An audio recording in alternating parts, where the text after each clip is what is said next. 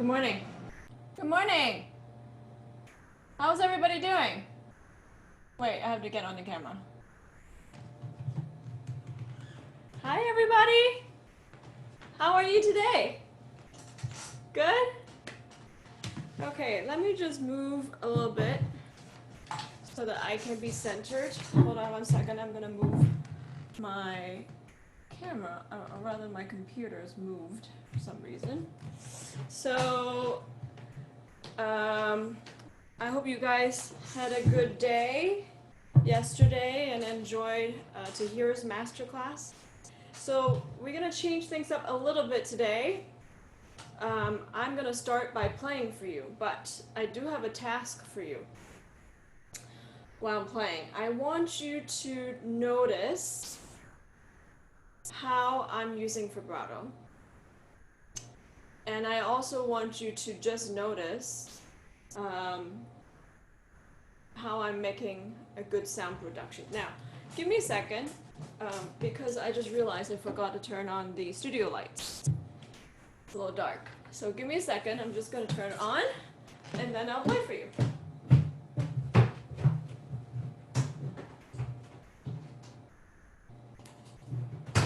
There we go. That's better. Okay. Okay, so for those of you who just joined me, I'm just going to repeat the question. I'm going to play some Bach for you, and you do have a task. I see a thumbs up from Lonnie. Your task is to listen and watch how I'm using vibrato, and also what am I doing to create a good sound. So just notice, see what you observe, okay? Are you guys ready? Is everybody here? Let me see. I can't hear anything because I don't have my phone. Okay. All right, I'm just going to get started. Okay, here we go.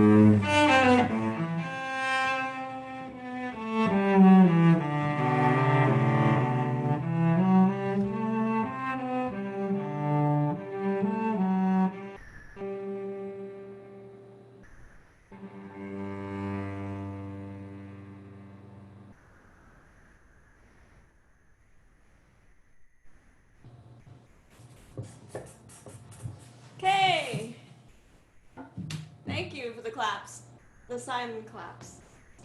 Okay, so let me first put my headset in so I can hear and get close so I can see all of you. So, for those of you who joined late, I had a question for my performance, which is if anyone noticed how I'm using vibrato. And also, yeah, does anyone want to say, share? Just unmute yourself. What you notice about how I use vibrato or sound production? Well, I noticed how you used it. You added a lot of color with your playing, with the dynamics, and then you used the vibrato sort of as an accent, as you know, sort of to embellish, as an embellishment, not like a trill, but as an embellishment to really bring out the sound. Yeah, and also add colors. Yep, thank you. Anyone else? Noticed that you a little bit louder, Anne. I noticed that you didn't use it too much when you had a trill note, because I guess that was already embellished. And also, a lot of times you wouldn't start right out with the vibrato. As the note held, the vibrato would get more intense, especially crescendoing. Good observation. So, in other words, the vibrato doesn't always stay the same even throughout a note. Oh, right, for sure. Yeah, that's what you were saying, right? Yeah. Yep. Great observation, Anne. Thank you. Anyone else? About using vibrato when it comes to Bach. In its original context, it was designated more ornamental than, I think as cellists, we all have a tendency to over vibrate, especially because you can kind of fudge your intonation that way. But if we're playing music from a certain period, it's good to be mindful of the fact that we're creating this window into a different time, and we're trying to be faithful to it, even as we establish our own interpretations. So I think that your performance was very mindful of that. It was a much more ornamental type of vibrato than you might see in other periods of music. Wow, thank you, Tess. That's a very interesting observation about how, especially different periods of times, musical periods, people use different types of vibrato, and certainly during Baroque time, it's sometimes not at all, right? And during the Romantic periods, if we were playing, let's say, the Dvorak cello concerto or the Schumann cello concerto, then the vibrato is much more juicy. So that's really good. That's something very good to keep in mind, that as we're playing different pieces, we're going to use them differently. So that is great. So basically, so far we've established it can add colors, like Marie said, right? And who else was saying? Michaela says that you used vibrato to accentuate beginnings and endings of phrases. Okay, so you can use vibrato to accentuate beginnings and endings of phrases. Okay, excellent. Anyone else want to add about the vibrato? Walter also said that he noticed that you were vibrating on your thumb on the neck. Right, because somebody asked that to Tahira yesterday, right? Like, do you vibrate? Yeah. Wait, you mean the thumb in the back? Is that what you mean, Walter? Can you clarify?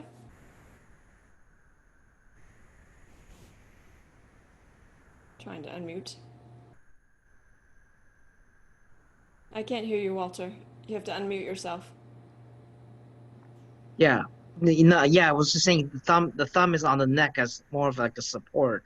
Yeah, and that is true. That's always true, regardless of vibrato or not.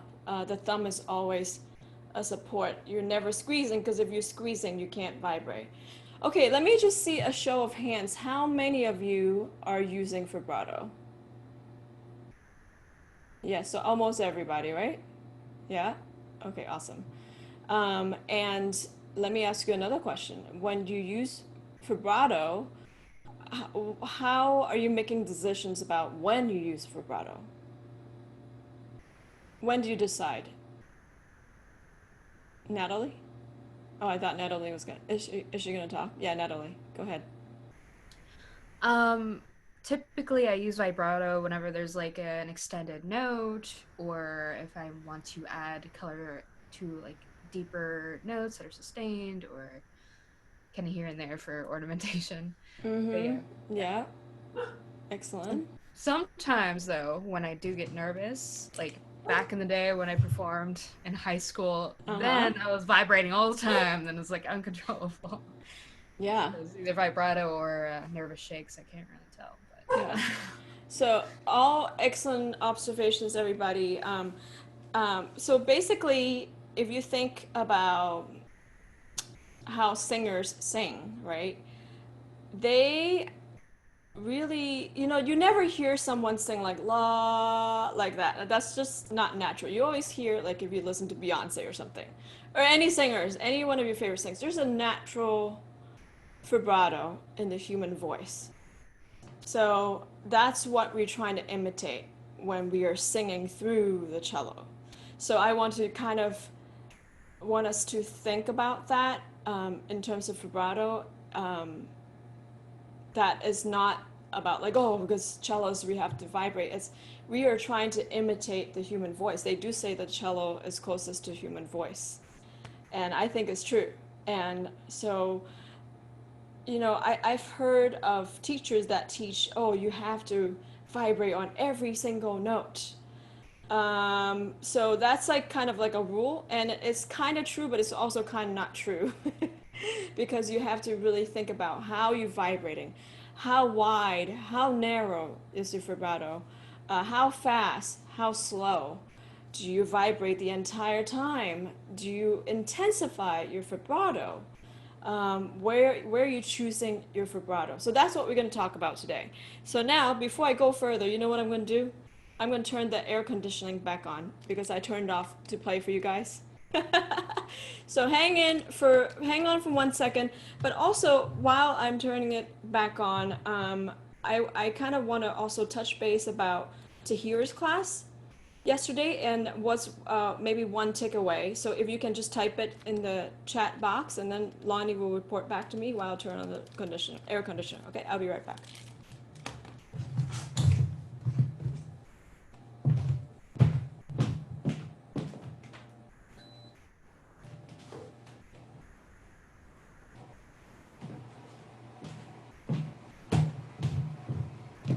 Okay, I am back in business.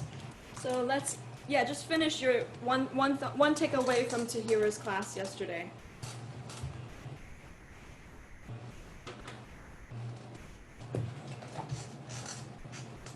Oh.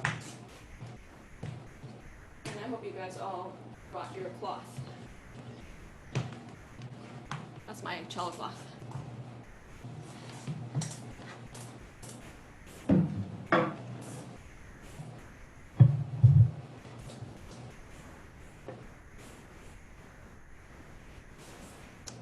And if there's some responses, Lonnie, can you start reading some of them? Yep. All right, so Marie says from Tahira, she learned helpful exercises how to coordinate left and right hands. Natalie says that she is thinking about music as a multiple voices, even when playing solo. Yeah, especially Bach, guys. Doesn't matter which Bach you're playing, and that's the genius of the Bach suites, is that there are multiple voices. Great point. Anne says that singing a phrase can really help you decide how to phrase it.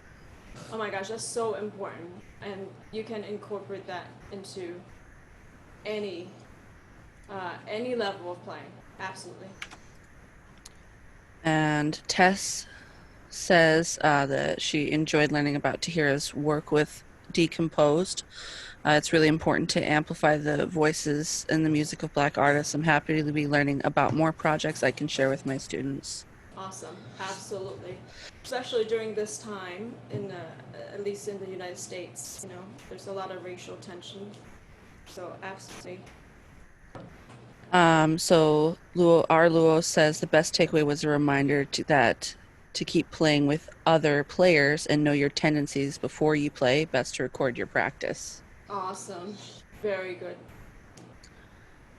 Claudia says think of the note before you actually play it.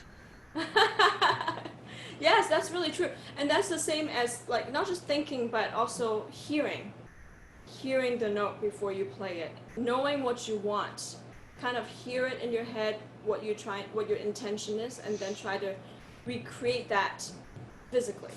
Great point. Catherine, did you want to talk? Okay, you have your hand raised, so I was just wondering. All right. Walter says that he has a question about left-hand pizzicato. Okay. Says, so the times when you play the the C string, do you want to piz and then bow at the same time? Says not sure how to describe it. It's like what Tia was teaching yesterday. Oh no, she was doing this. That's what she was teaching. Mm-hmm. What I was mainly saying, like sometimes when you play the C string and then you're pitzing, and then like, do you want to like pitch the C and then hit the bow at the same time? That is it like a microsecond before you bow? You know, because just to Oh, kind you of get mean it. to start start a note? Is that what you mean? Yeah, yeah. Like this. Look what I'm doing, guys. Can you see? Okay, I'm exaggerating for you so you can hear it. That's what I would do. Obviously, I Right. would make it so that you wouldn't hear it. You're pitching Like you're pitching and bowing at the same time, or do you hit it like a microsecond and then you bow like microsecond before I bow. Micro, but it's pretty much at the same time. so at the Yeah. same time? So you're hitting it and Yeah. Yeah. Like this. Okay, awesome. So, right. is that it or there's more? Nope, there is more. So let's see. Breaking down and visualizing a segment before playing benefits it greatly from Mauricio. Mauricio. Awesome. From Anna Maria, she says, one thing I learned was that she loves chamber music. Yes. And when she went back to orchestra, she applied the rules of chamber music to orchestra. That's a very great point. Also important to listen when we're playing in both chamber music situations and also orchestra situations. Any situations, really, even when you're listening to yourself. So Michaela says, I loved hearing about and relating to Tahira's musical theater experience and how helpful pit playing is as a facet of the professional cello experience. Yes, absolutely. There are many things that we do as professional musicians. It's not just like one thing. We teach, we play, we perform, we now teach online, like what I'm doing right now. We make YouTube videos. That's in the case that's for me, right? Okay, last comments. We should probably move on. Yeah, last comment. Theodore says that he learned to record himself to self-evaluate. Yeah, great point. So that's something that you guys can always do. And not just record, and now that we have phones with cameras, videotape or video phone. So you can see how you look like. You can, I'm sure, right away detect if something doesn't look quite right physically. And this is why it's been so important for me to talk about your position, you know, because you will recognize if something is out of shape and that everything should just look natural, like how you normally look if you weren't playing the cello. Like, you know, like your arm just looks like this. That's how it should look like. You know what I mean? Okay, guys. All right, so let's do some fun stuff. Get your cloth. We're gonna clean the cello. Follow what I do. Let's fold it. Put it on top. Lonnie, can you screenshot this? This is hilarious. Or like make a video of this while we do this. This is gonna be funny. Wait, Ana Maria, Ileana, Soleil, can you turn on your camera so I can see you, please? So I want to make sure you're doing it correctly. Ana Maria also. Beth? This is an interactive class. I actually am looking at all of you, every single one of you right now.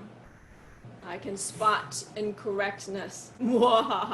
Okay? Yeah, sure, take your time, Ileana. Okay. Ana Maria, are you going to turn on your camera? So I can see if you're doing this correctly. Thank you. Beth also? Alright, so we're not cleaning here. I see Matt cleaning his entire cello. That is funny. I see Anne cleaning her cello. No, we're just going to clean the fingerboard.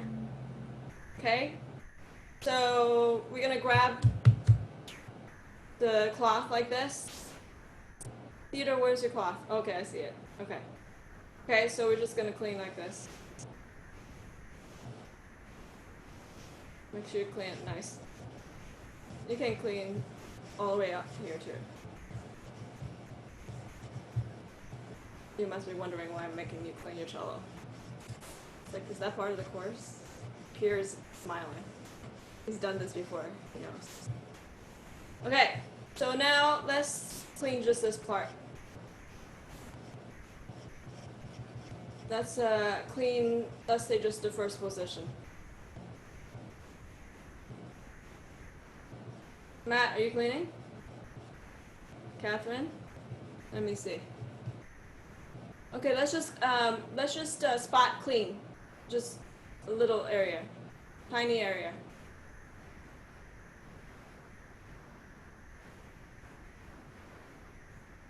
Are you spot cleaning? You know what I mean by just a tiny area.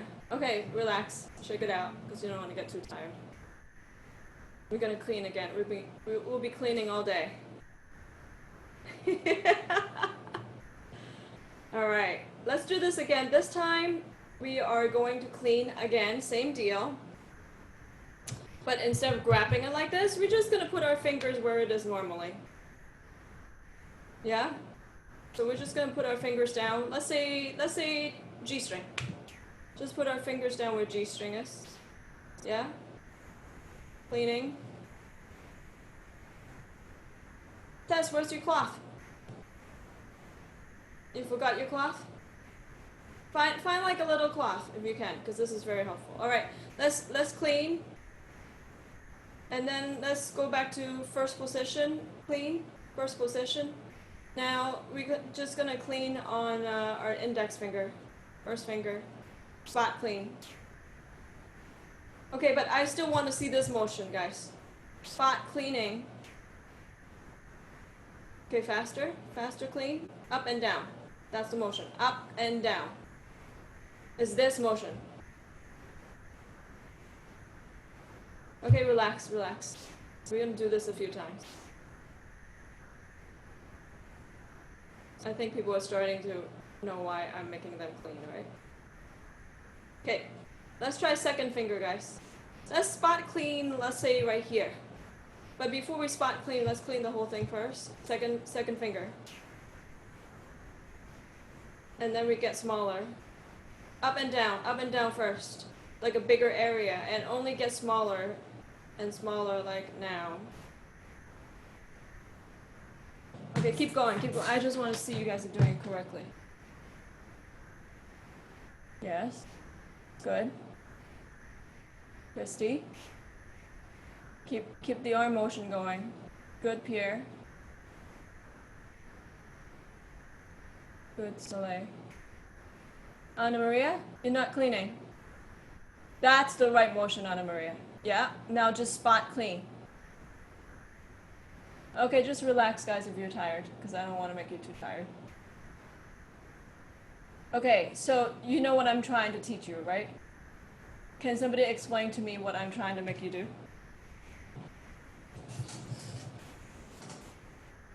Just unmute yourself.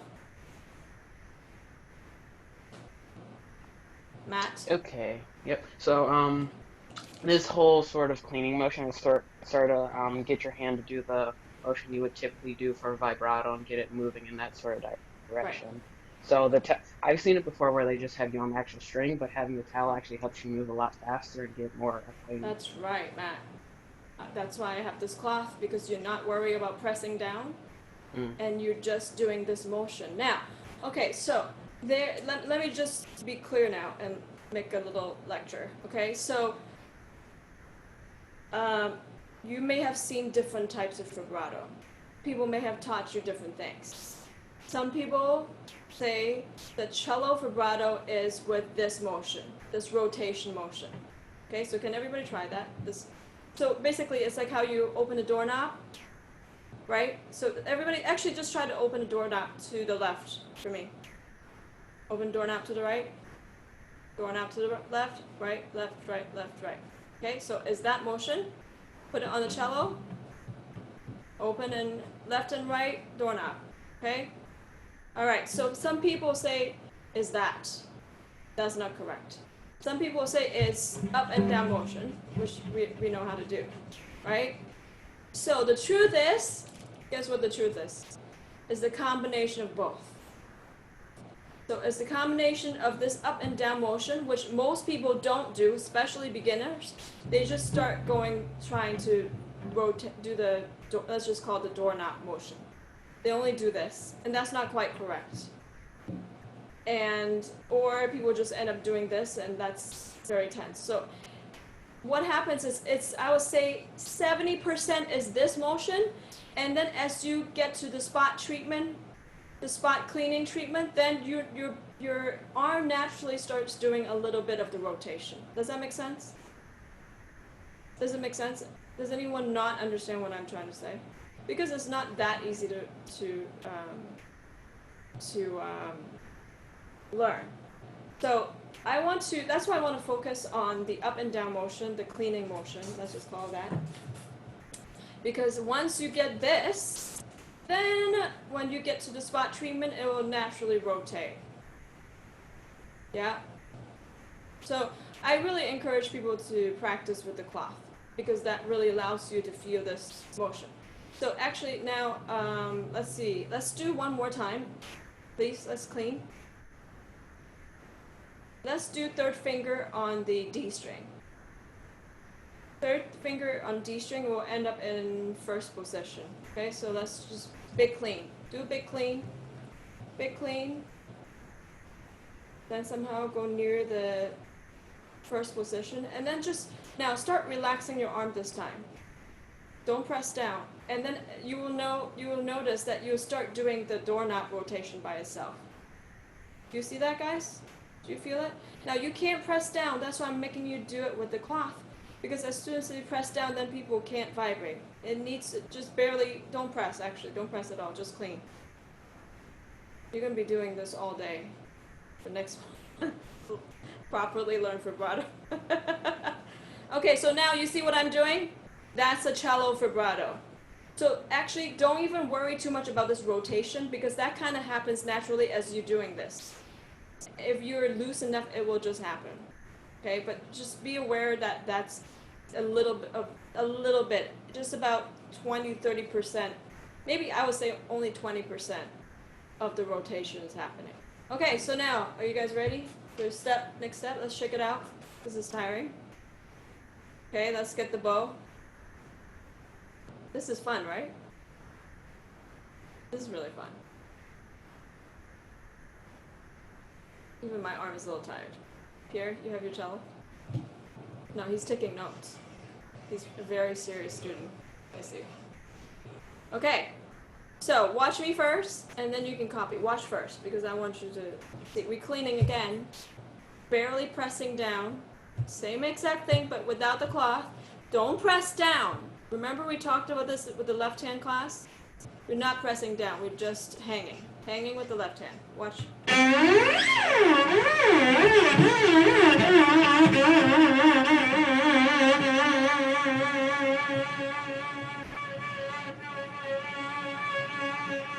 So what I want you to end up doing is do between C sharp and D, not vibrato. We're not doing vibrato. Don't think vibrato. So you're gonna end up doing all this stuff, and then end up spot treating D sharp and D and A string. So you're going between C sharp and D. It's like,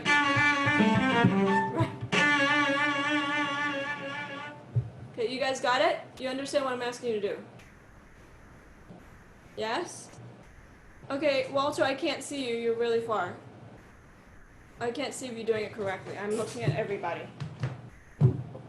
Mauricio, do bigger first. Big first. Yes. And then come back small and smaller and smaller and a little faster, and then D sharp and D. D sharp and D. You can, guys, if you want, you can even do it just left hand first if you're not comfortable. So you don't have to worry about the right hand. Let me see. Christy, let me see. Yeah, move. No, but start, guys.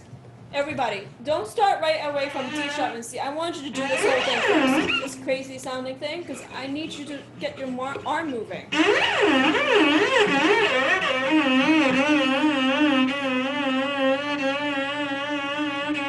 then C sharp and D. I'm not vibrating, I'm playing C sharp and D, guys. Okay, let's do it together as a group. So follow me. Okay, are you guys ready? You know it would be really crazy, but don't do it. Like if we were to all unmute, and then we'll hear like a bunch of cellists. Right, and it's like, oh my gosh. It was, don't unmute though. Don't. Because it will sound crazy. Only I will be, I can imagine the sound, but okay, are you guys ready to do this together? Let's do it. Oh, there's Beth. She's back. Are you ready? Okay, so follow like how far I go. Okay, here we go. And go. Get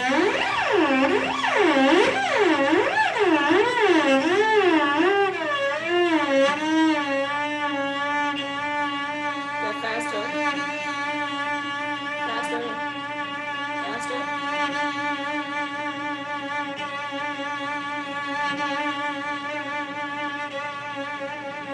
Remember the arm motion, guys. Okay, how does that feel? Anybody want to share? Unmute yourself.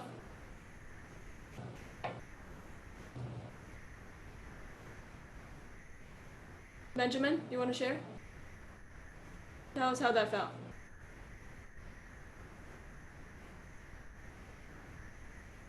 Yes? Can't hear you. At Oh, there you are. Yeah. At the end, the thumb has to move.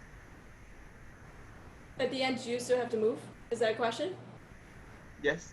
Okay, yeah. So right now, we are still moving between two notes. So I don't want you to think of it as a vibrato yet. Yes, but Yeah. but my thumb naturally. Your thumb? Yes. Keep your thumb off. Keep your thumb off for now, guys. Thumb off. No thumb. No thumb. Okay? Let's do it one more time. No thumb. Thank you, Benjamin. Thumb off completely. But, I mean, if you're moving, then you can't press down. You know, because even at the end where we land is still C sharp and D. I'm not making you vibrate on one note yet. I'm still making you move between C sharp and D. Yeah? Should we do it again? Let's do it again. Let's choose a different finger, shall we? Yeah, let's choose third finger. Third finger.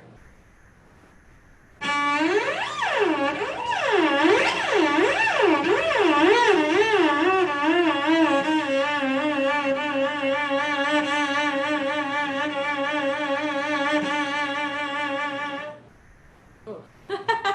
I feel like I'm about to like make a fire on the cello, like rubbing the wood. Lonnie, what do you think? Lonnie is an amateur cellist, and she hasn't learned vibrato yet. What do you think? Honestly, since I haven't learned vibrato yet, But does it make sense? it makes a lot of sense actually. I Okay. was sitting here and I was like, oh yeah. But do you That makes sense. understand what I mean by 80% arm motion, which is this motion? Mm-hmm. And Yes. the 20% is you're just naturally rotating because now you're on one note. Okay, so we're gonna do the same thing one more time, guys. Let's use index finger this time. This time we're gonna end with the C sharp and D, yeah? But then one more step after that.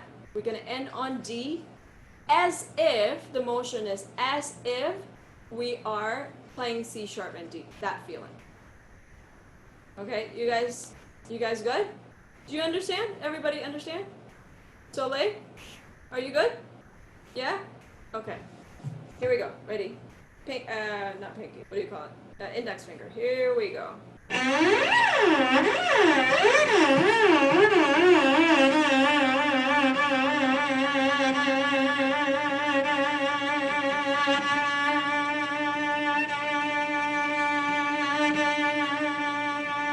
it sounds crazy, it's fine because I'm still trying to get you to understand the motion. Now put your thumb back. Put your thumb back. But very, very lightly, and that's your vibrato, guys. That's a vibrato. Put your third finger down. Let's do third finger. Third finger is easier, actually. Same thing. Okay, same exact thing. We just have to get used to it, that's all. Ready? And third finger. And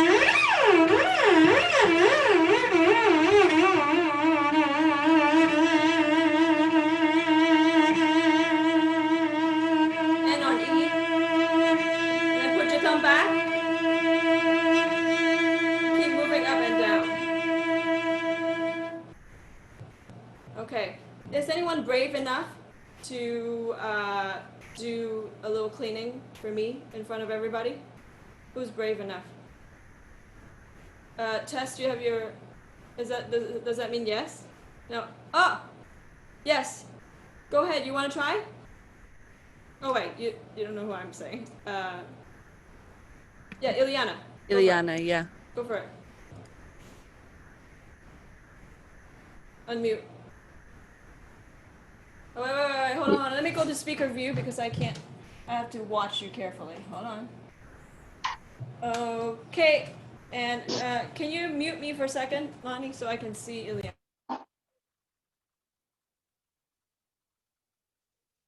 Do you listen to me? Yep, we can Okay. hear you.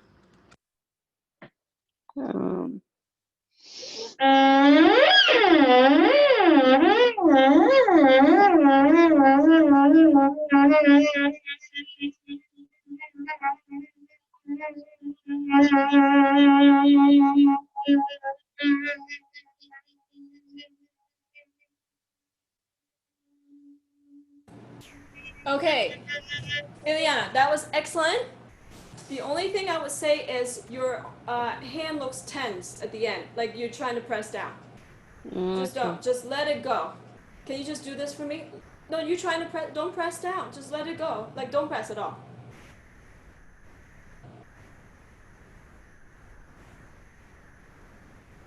Okay, good. Just when you get here, don't get tense because if you're look what's happening when I'm pressing down. I can't move. It has to be very loose. And remember, this is why I taught you the idea of this cliff idea, because it's not about pressing down. Okay, great job, Ileana. Okay. Someone else. Thank you. Yeah. Someone else want to try?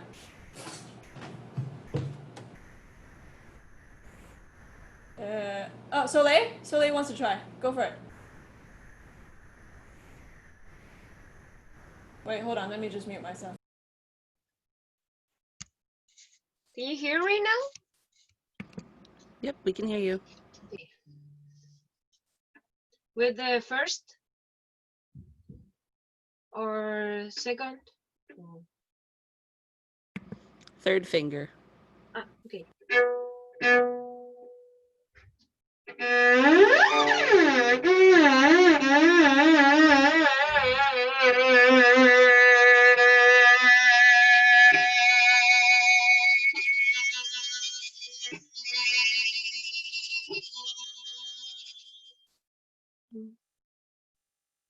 Okay, same thing.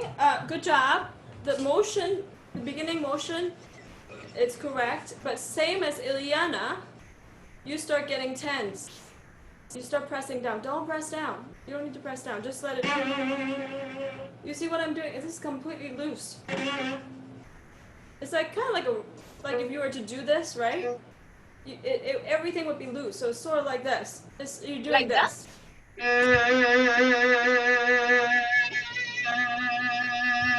Ah, okay. Yes, that was really good. Very good. Let's do one more, guys. What? Let me see who I can pick on. Let me pick on somebody. Christy, go for it. She's like, oh, do I have to? Come on, you quiet. That's why I'm picking on you. With the third finger again? Yes. Wait, hold on. Let me go back to speaker view and mute myself. All right, go.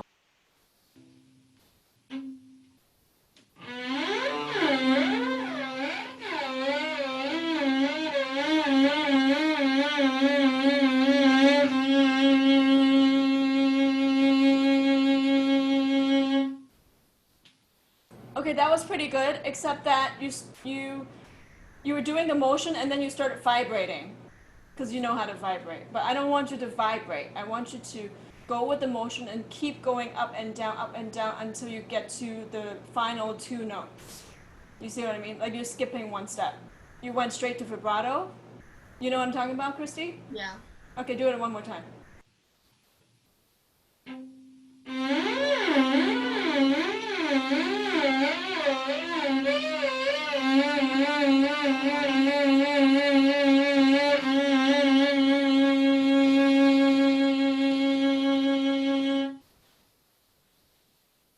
Much better? Much better?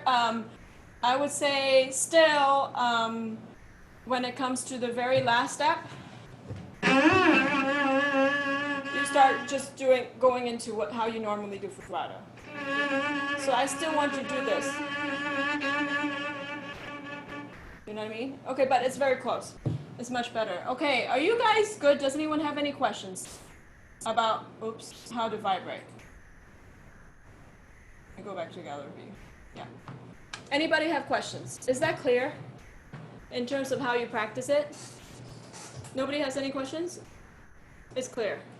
Okay, so let's move on then. Now let's talk about continuous vibrato. Oh, hey, my dad is here. Hi, Dad. The one that says Wing Fi Law. That's my dad from Hong Kong.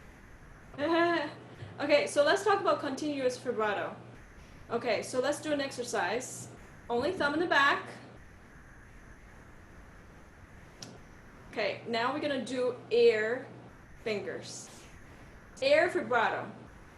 Thumb in the back only, first finger down, but air down. Now, this is a trick. Are you ready? We're gonna move to second finger, but guess what? We don't stop vibrating. Second finger. Second finger is down, air down. Third finger down, fourth finger down. Okay, did you notice what's happening to my hand? I never stop going like this. So even if I have all my fingers up, I'm still doing this. So it doesn't matter what you do here. I'm still vibrating. You see what's happening? You guys try that. This might be hard, but thumb lightly touching in the back. You can go like this, and you're going up and down still. Let me see. Keep going, keep going. Good, Catherine. Good, Theodore. Mauricio, keep your arm up a little bit. Yeah, chicken wing. Okay, and Mauricio, a little bit more arm motion, okay? I'm seeing this motion, which is less good. This arm, I need more of this motion.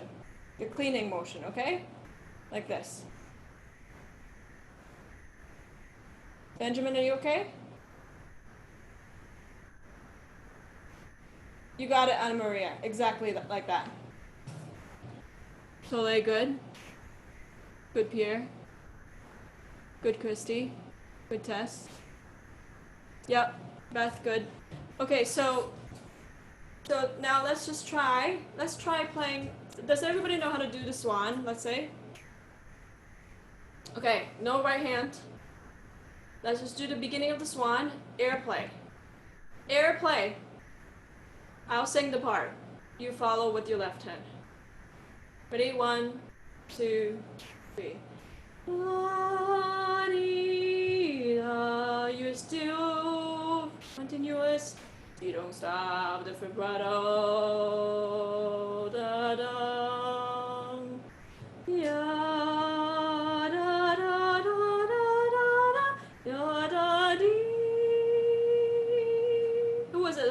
the swan yesterday. Ileana. Okay?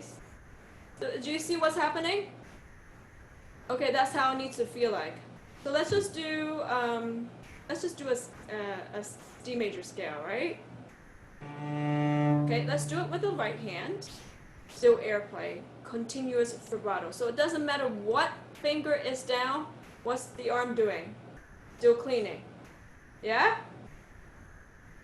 Okay, are you ready? Just follow me. Oh, sorry, let me just clarify. We're gonna do the right hand, but we're not gonna press down. So we're doing airplay, continuous vibrato. Okay, ready? And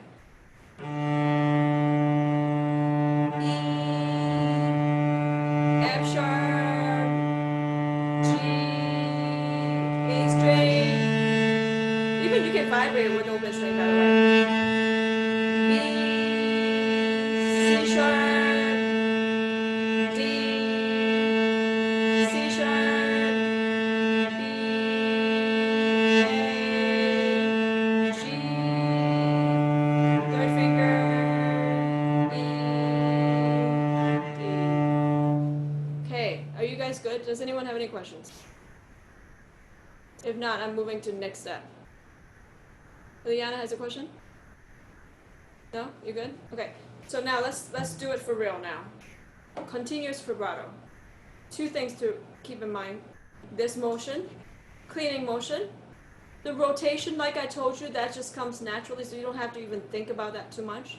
But be aware, it's not 100% this, because that's unnatural. There's a little bit of rotation as your finger is anchored down. Okay? So now let's do it. And just like the airplay, you're moving continuously regardless what's happening with the left hand. Which finger is down, it does not matter. Are you ready? Here we go. D major scale. And even open string. Don't stop.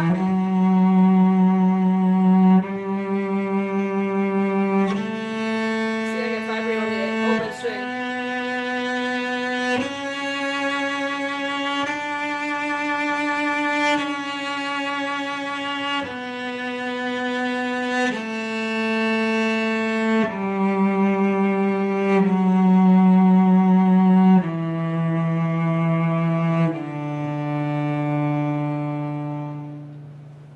Okay, how does that feel? Does it sound different? Anybody want to share? Unmute yourself. Hi, I still have like a tendency to like pause, even if it's like a microsecond. I'm like, pause, shift, pause. Yeah. Switch. Like, it's So still. that's Natalie. That's just a habit. So that's why you have to, like all these exercises we went through today. Go through them slowly every day. Start with the cleaning, because you have to clean the cello anyway. And then just watch this video again and just go through it step by step. And then eventually you'll get used to it. Because it's really this. So, beginning of swan.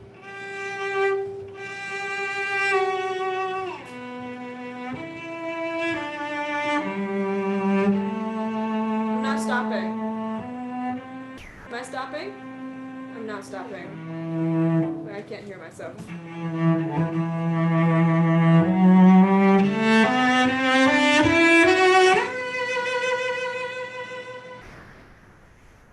You see what's happening, guys?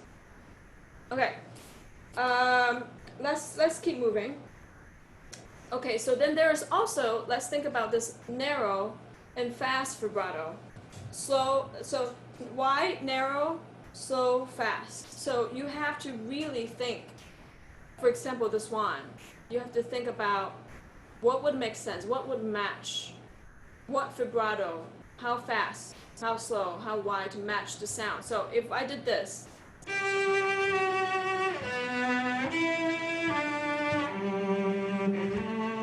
what's wrong with it? It's too narrow. Sounds like a really stressed out swan. Yeah, a stressed out swan because it's too fast and too narrow. If it's too wide and too slow, that doesn't sound good either, right? So you have to, so when I say how narrow or how wide, that means how much motion you're creating. up and down. So if it's narrower, then you kind of don't go up and down as much. That's a narrow vibrato. Now, I will tell you as a general rule, I tell you general rules because rules can be broken. It's the higher your note is, the narrower your vibrato usually. Why? Does anyone know why that is? Matt. Okay, so isn't it because the higher you get, the closer the notes are together, so the wider you go, the more likely you'll be to get out of tune, as if you're on the C string. You've got Right. a lot more room to work with. Yeah, exactly right. It's also like, let's say here, this is a low C string D, right? So this can be pretty wide. This is a low note. Now, if I apply the same wide vibrato here, that's what it would sound like. That's too wide. But here, that would be a more appropriate vibrato.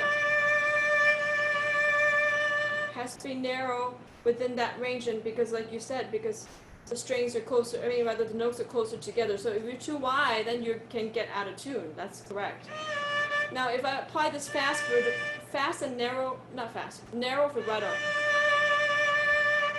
to my low D string, see how that sounds, or low D note on the C string. Let's see how that sounds like. So this is the right kind of vibrato. Now,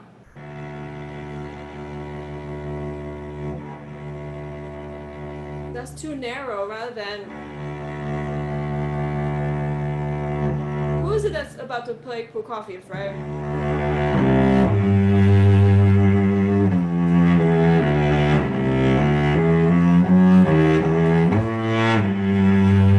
One wide, deep sound for the cello. So, something to bear in mind. So, also, we already talked about how a vibrato can grow.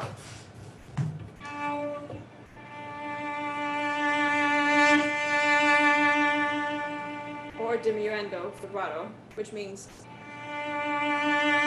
as I crescendo, I increase in speed with my vibrato too.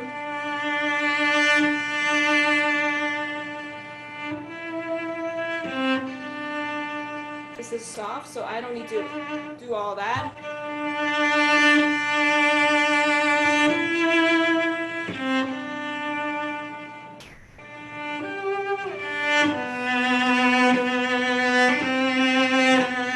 I'm increasing in volume. And now it's lower and my vibrato is wider. Do you see that?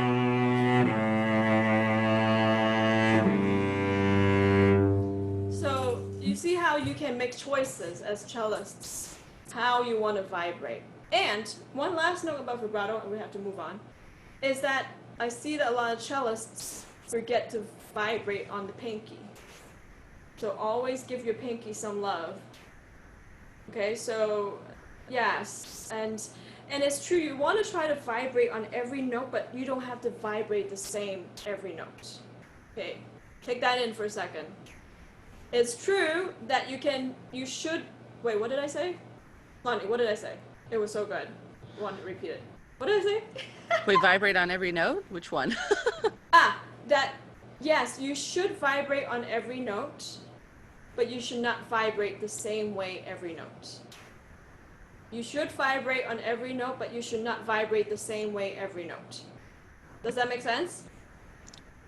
Yes? Marie has a Thumbs up. question. Marie, Is it different to vibrate on open strings?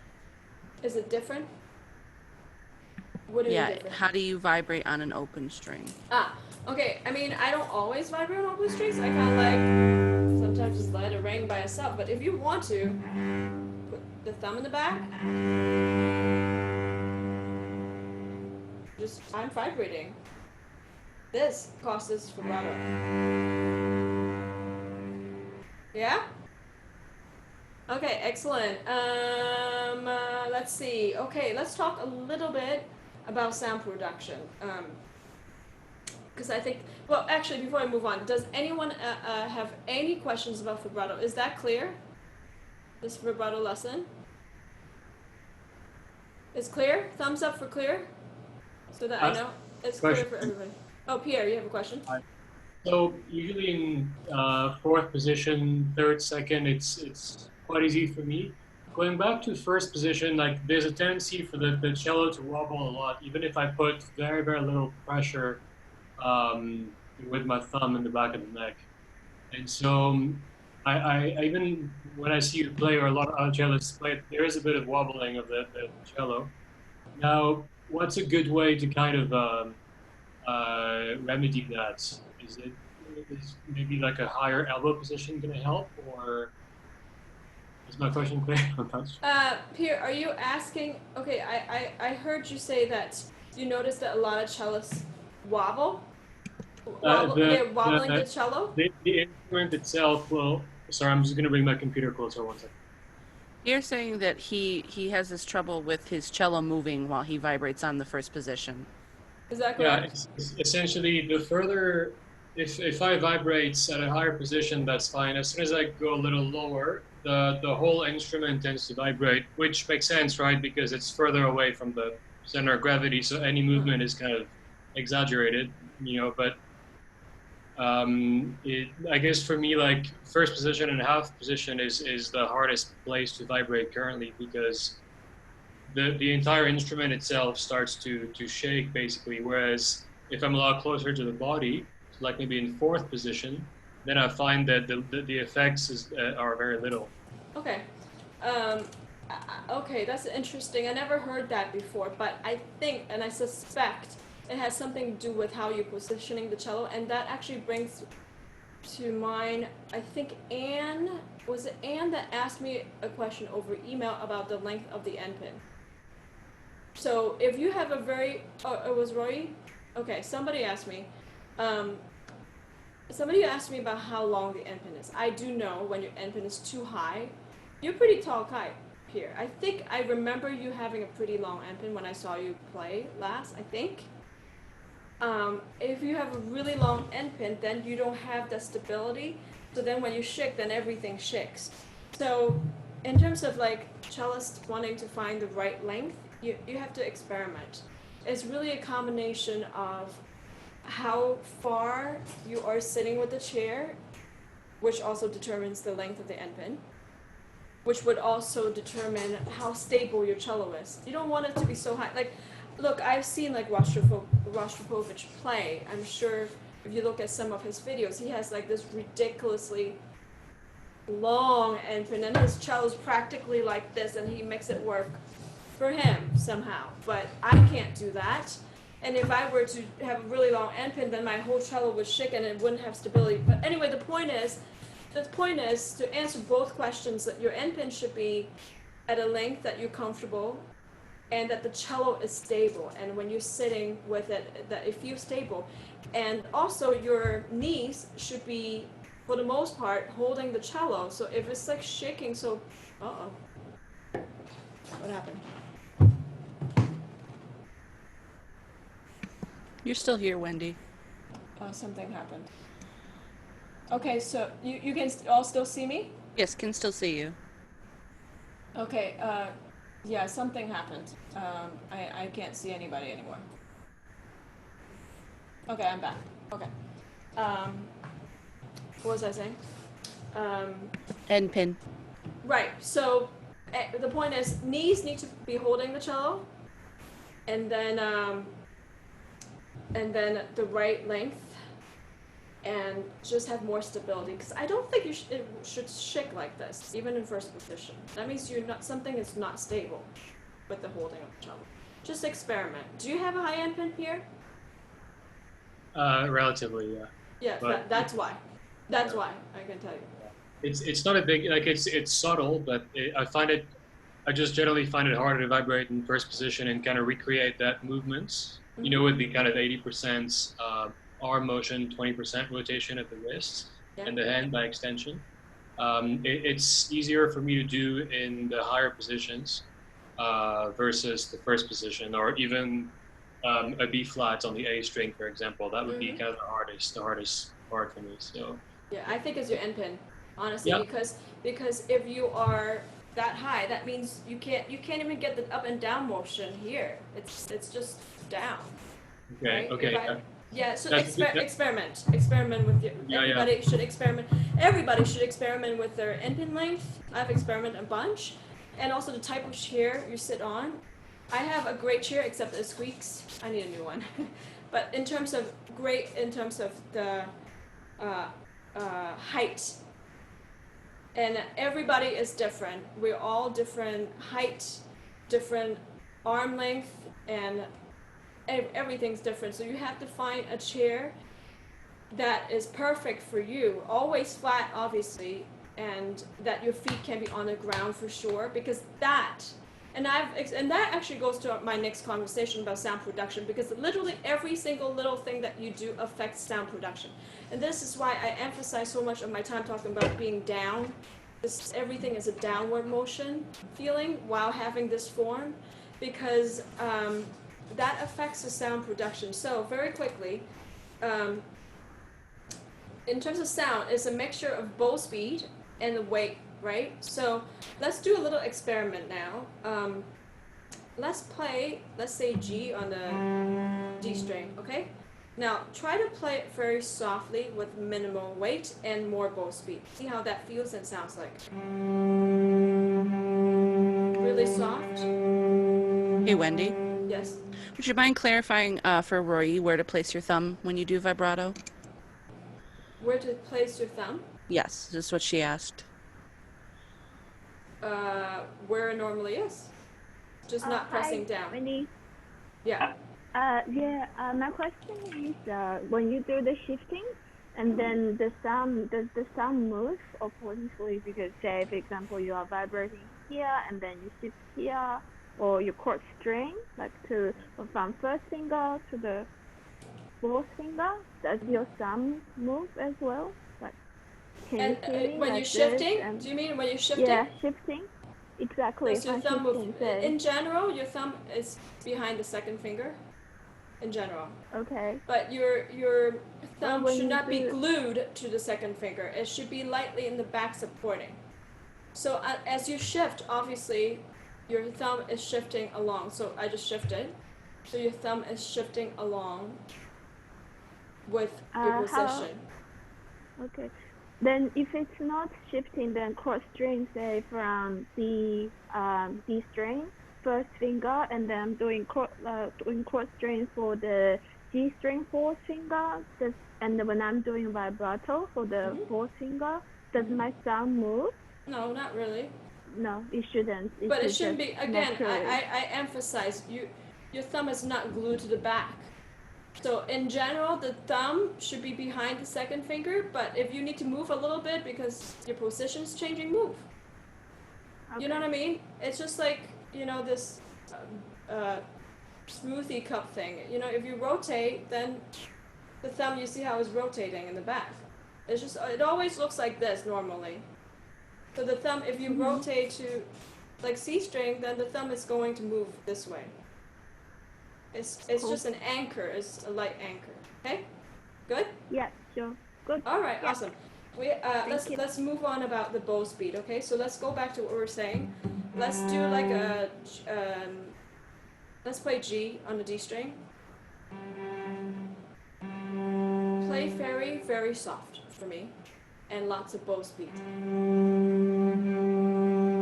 Or just keep playing and vibrating until you find that sound and that vibration in your fingers where you feel the vibration. But play soft, because this is how you'll find the sound. This is my secret.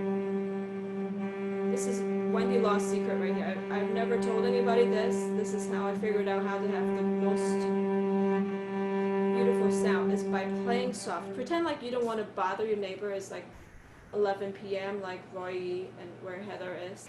It's 12 a.m. now, right? You don't want to bother neighbors, so you're playing very soft, but you relax still. Shoulders, everything still relaxed. But you're pretending to play soft, and you're moving the bow more until you find that vibration. You see how I'm finding that vibration? You guys hear the sound? Now all I'm doing is not pressing. I'm still pretending to play soft, and I'm moving the bow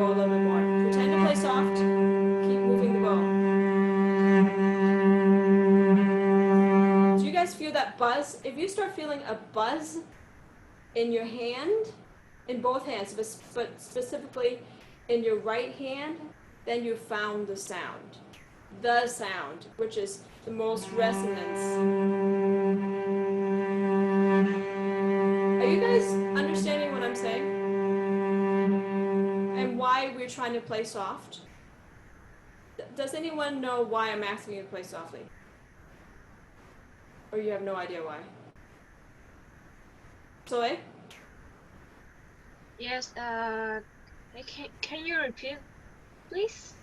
Why do you think that I'm asking you to play softly, find the sound?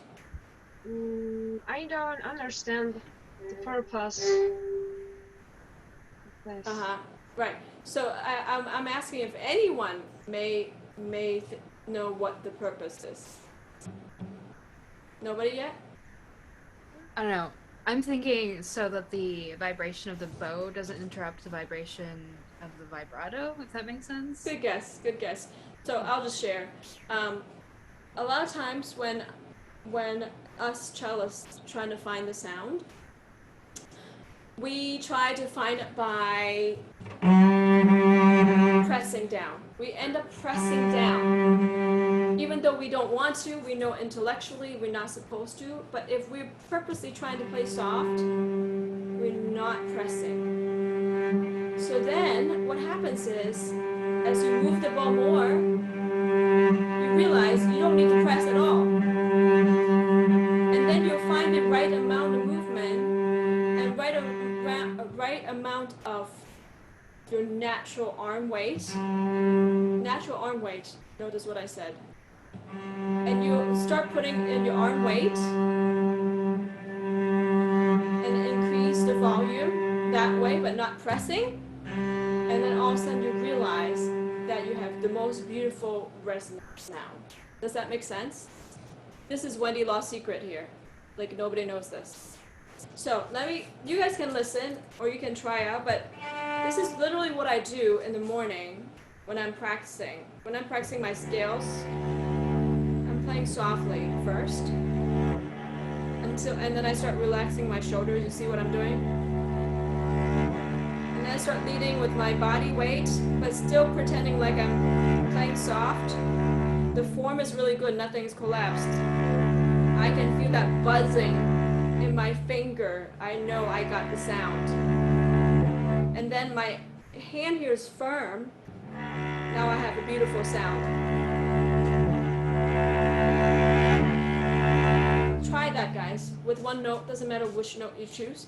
Start playing softly, then start moving around so that you get more movement, more bow speed, right? Because there are two ways to produce sound, right? Bow speed, I'll talk while you guys experiment. Keep experimenting. So there's the mixture of bow speed and your natural arm weight is how you're going to produce a big sound. Not added pressure, never added pressure. It's all from your natural weight, from your body, from your arm.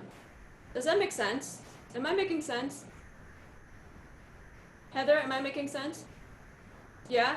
I'm explaining this correctly, right? Yeah? Because the point is, it just takes away, it's sort of like this exercise we did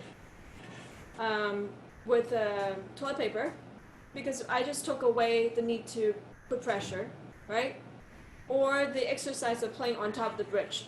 It's basically teaching your bow to move, which is something that we don't do as cellists, because we always feel like we have to put all this pressure for the sound to come about. And what I'm telling you is we actually have to pretend not to put pressure. And then also what happens when we're playing soft, this elbow starts getting higher because you're trying to play soft. And actually this is the best position to make a beautiful sound.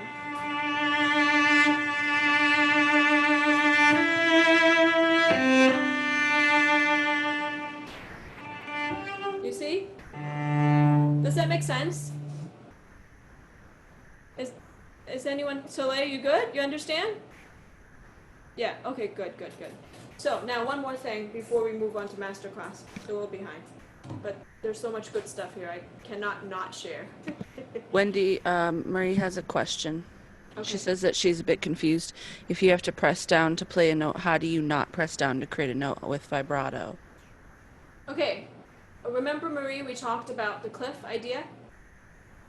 And I said, don't think about pressing down. We're not pressing, we're hanging. You understand that concept? So you're putting all your weight into your finger. You're leaving your weight on your finger, not pressing down. So I know it just seems like it's semantics, but it really makes you think differently. Because if you think you have to press down, then guess what? Everything is restricted. You can't vibrate because you're pressing, right? And you can't shift either because you're tense. So, okay, now are we good to move on? Are you okay, Marie? Yeah, makes sense? Okay. Oh, last thing, okay? Now, like I mentioned, we all use our knees, right? But also, what would help is sometimes if we use our knees to move to a different angle to produce a better sound. For example, you'll see this with a lot of solo cellists. See if you can pay attention, they do that. When they play, let's say the beginning Dvorak, they're going to move to the A string. So instead of you going to the A string, you let the A string to come to you. You get more support. Listen and see if you hear a difference. This is me without moving this way, without tilting my cello, the beginning of Dvorak.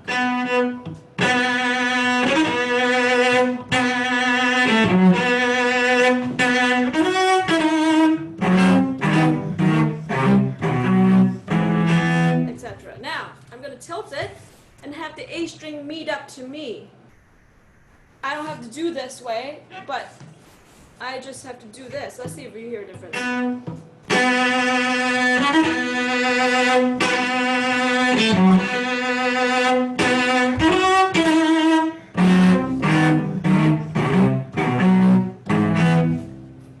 Do you hear a difference? In sound? Do you really? Or are you just saying that? Is it louder? Pierre went like this. He made this gesture, which I'm assuming he means it's bigger. Yeah, it sounds louder. Yeah. So that's the idea. Is sometimes you can help yourself by tilting. So can everybody just put your knees and see if you can tilt the cello around with your knees? I mean, use your hand to help too, but you see what I'm doing? So actually, when I play on the A string, I'm tilting my knee so that it's behind the cello. Here like that. And then I tilt like this. Yeah?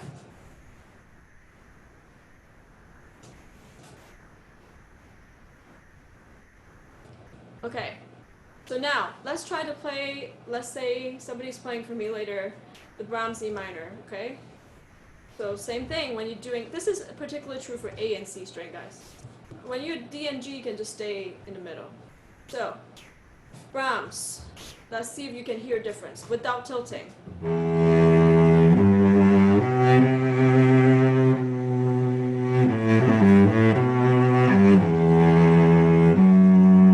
With tilting.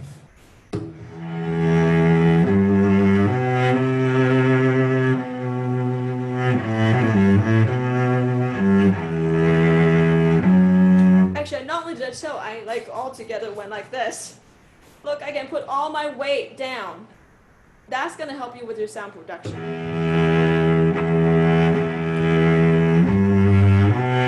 Did you guys hear a difference? Thumbs up if you do. Between tilting and not tilting. Okay, so why don't you guys try playing something and tilt it to C string for me. Like a Brahms or whatever you're working on, Clawfield. What is Pierre saying? Yes, especially on the lower notes. Yep. Okay, but really tilt it. Exaggerate, guys. Is that Ileana? Yeah, Ileana. Yeah, do more. Do a little more. And do you feel a difference? Yeah? Michele? Do you feel a difference?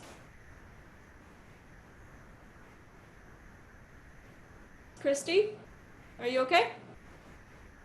Or you're not awake? It's so early for you. So can you try some C string for me? Let me see how that looks like. Yeah, tilt a little bit more, Christy. Benjamin, you good? Hannah, that looks good. That looks good. Yeah, you're doing it right, Hannah. Okay, anyone want to give me a reflection? Unmute yourself. What are you feeling? How that feels different? Anne is coming forward. I see Anne coming. I feel like I can use my own weight a lot better. Yeah. You know, it's just more direct instead of coming from an angle. Right. Yeah. So do you hear a difference in your sound? Yeah, it's big. It's bigger. It's bigger. Yep. Yeah. Okay. So that's one thing, you guys. Those two tools, I think that's enough to. And then also just really spend time in the morning when you're doing your warm-ups and scales, and just spend the time to find that sound. And don't play concertos. Don't do your pieces. Use the scale time to not only for technique, but find the sound. I always, like literally, when we used to perform, every time before I perform, I spent most of the time in my warm-up room finding the sound. Because once I have the sound, I know I can be free and do whatever musical stuff. But when I don't find a sound, what ends up happening is instinctually, it's instinctual. When we try to create a big sound, then we go into the pushing mode, go into this. So like we have to work against our instincts, and that's why finding that sound and experimenting and finding that ring where you feel the vibration in your fingers is so important, and why we have to do that first. Claudia, are you good? You're quiet. Does that make sense? Claudia? Yeah? Okay. All right, so, oh my goodness, we're way over time, but this is good because we talked about important things. Let's go to masterclass now. So, who wants to go first? I know today we have, let me see, I need to look at the list. Matt's raising his hand. Oh, okay, today is Thursday. Yep, we have Michaela, Tess, and Matt. You want to go, is it okay with Michaela and Tess if Matt goes first? Are they saying okay because I can't see them? Yeah, thumbs up from Thumbs Tess. up. It's cool. Matt, you want to go first? Sure, why not? Why not? Tell us what you're playing. So I am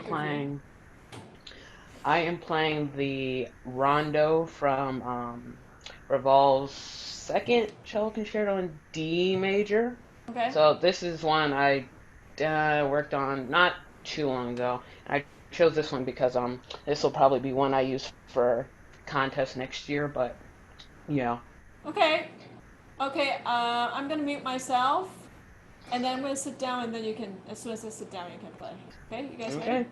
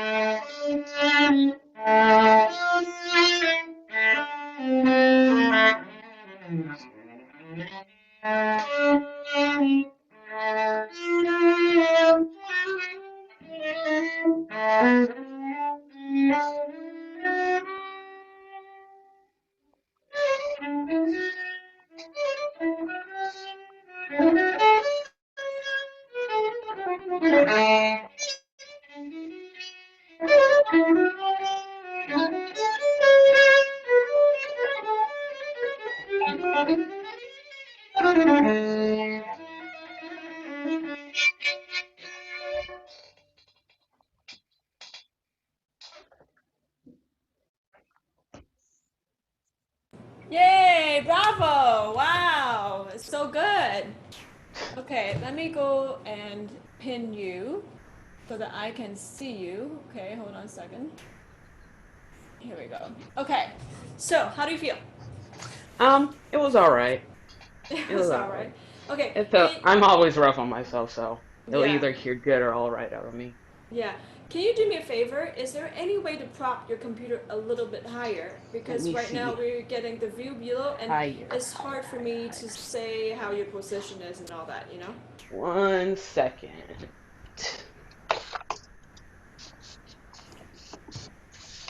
And by the way, while you're doing this, bravo for, because I know this is not an easy piece. Lots of thumb position stuff, right? It's technical. I don't know this piece very well. I never played it, but I think you did a fantastic job. Thank you. Let's see if that's better. Luckily, I've got a that bookshelf. is better. Yeah, that is better, indeed. Good. A little better. Let's see. Let's see. As long as things don't fall, we should be good. Okay. We So, should be good. do you have a very high end pin, or is this the position? Say it again. Do you have a really high end pin, or is this? I mean. That's pretty high. Have you considered? That's why I was saying I'm not sure. I've always been in between lowering it and highering it, but for me, what has worked best is me having it at its highest point. Why is that? I just feel like with the sort of elevation and the angle I have with it, it's easier for me to move around. That's for me specifically. Okay. Because I've experimented with it, being lower and at its highest point going lower even still, so I've been experimenting with it lately and figuring out what sort of works best. Continue to experiment, because I suspect that, I mean, again, I don't know because the angle of your camera, but it looks even out still like really tilted like this, like Rashtrapover style, which works for him, I know. But I wonder. I'm not saying this is right or wrong necessarily, but I would say continue to experiment because it affects not only your sound, but how fast you go around everywhere. So, do you have anything specific in the piece that you find difficult, that you want my help with? Because it's very good. I mean, I will tell you before you ask me questions, like a couple of things I noticed about just like more technical things, which is I noticed that your left hand fingers are mostly flat. Yep, yep. It's not the first time I've heard it. Okay, so now the thing is, I encourage you to go back to the smoothie cup idea. Now, why do I think this is important, especially for a piece like this? For you to go around with all the stuff in the thumb position, this is gonna slow things down. I mean, you do a great job. You do a really great job, which is why I think the combination. This is why I asked you about your end pin. So the combination of doing this and your flat fingers is what's making it work for you for now. But for you to further develop and play faster and be more efficient, I think you definitely, for sure, want to experiment with this karate chop idea I have, especially for thumb position. I didn't get to talk too much about thumb position, but you know what I mean by karate chop. You see this, Yeah. everybody? You see what I'm doing? There's And a then form. my This yeah, form and then right my here, and then you can play really fast. If you are flat like that, you are putting a lot of effort, and this is why you're compensating by having this long end pin, and this is how you're able to press down. This is my what's the word? What I'm seeing. So yeah, so last time I was doing competition, I was practicing with my teacher and the pianist, and she would always say she would turn around and she would turn around and not look at me and say, you know, your fingers are flat because you know that, because she could hear that my tone was actually flat. So like something she's always said is, you know, make sure you're on your pads, make sure whenever you're up here your knuckles are out. So that's one thing that I've been working on, making sure that knuckles are actually visibly out and that it's not flat up here. Up here it's been getting better as not to going this way. Then up here, since finger position, I started working finger position about 3 or 4 so months ago, probably around the beginning of quarantine-ish. So I've been working on, you know, making sure they're not this or anything like that, and working on making sure that they're out like that. Yes, I do think because you are already you're very good already. Like you get around the fingerboard really well, but just imagine how much better even when you can get the position so that you can be super fast and efficient, because this flat fingers combined with this, and now I know why. I understand, because you're doing this to compensate, because you have to bring it up in order for your your flat fingers to go down. So I would do both. Lower your end pin, lower your end pin a little bit. You can experiment by how much in the future, and let me see the karate chops. So let's do the hard part. Let's do this part.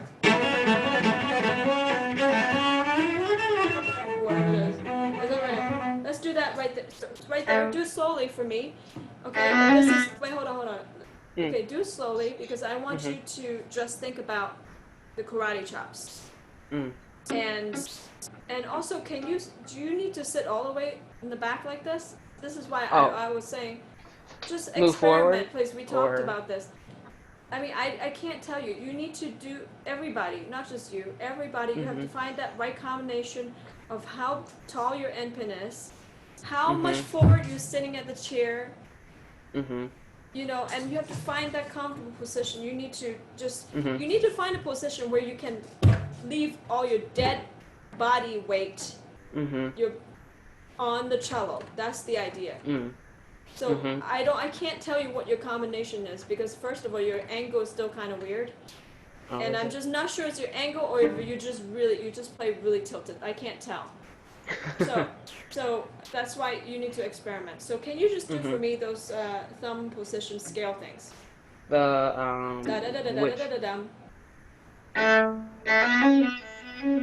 Okay. Even here, Matt. Sorry.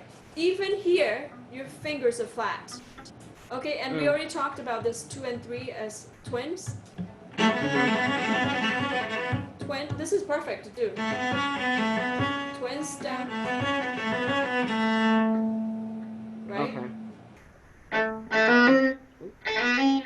Okay, it's just, Matt, do me a favor, sorry. Bring it all the way up. Your elbow is also way too low. Up. Chicken wing. All the way. Yes. Okay. Yes, that much. Now wait, hold on. We're gonna incorporate everything we've learned so far. Now tilt your cello to the A string, please. Towards the A string, or tilt your cello like this. So the A string is the. So turn closer to the bow or closer to this hand. Tilt your cello closer to the bow. That's closer correct. To the bow. Okay. Now you see what's happening. Now you don't have to bring it down. Okay. So chicken wing. Curve fingers. Same thing here. I see this too low as well. Yes. Good. Now try it slowly. Fingers down. 2 fingers down. Twins. Okay.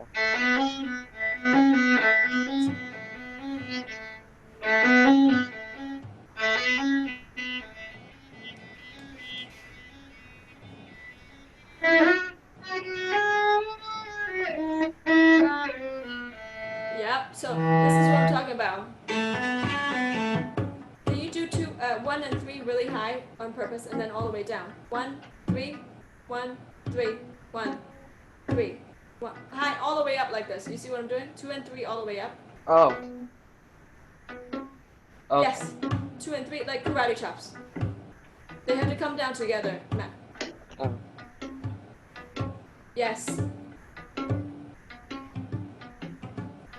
Now try that. Everything. Round.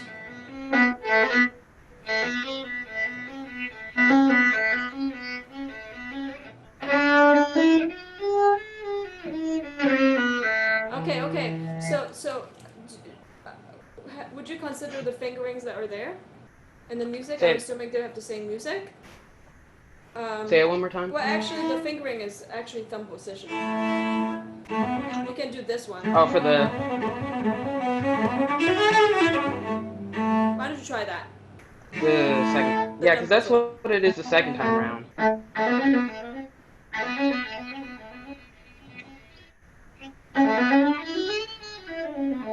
Yeah. Okay, but can you do the bowing? Do you have this bowing? Yeah, that's the. Because the first time around, it's that bowing, then the second time around. Yeah. Oh, I see. Yeah. Hold on.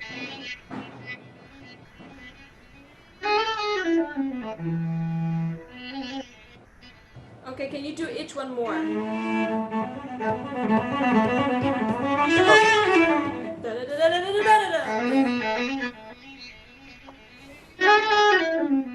Better? One more time? Make it smooth? Okay, so if sorry, Matt. If you're doing this, now going back to this getting stuck at the frog thing, do it in the middle. What is that?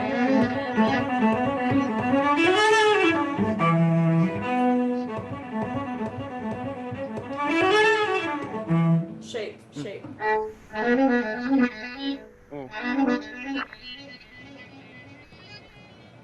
More shape, exaggerate. And also chicken wing on both arms. You're way too low because of you used to playing this. I don't think it's good, honestly. Okay, yeah. I went to contest and they said get your hand over the. Everything up. Over it, yeah. Up and round, up and round. Start from the middle, please, guys. Don't always start from the front. Remember?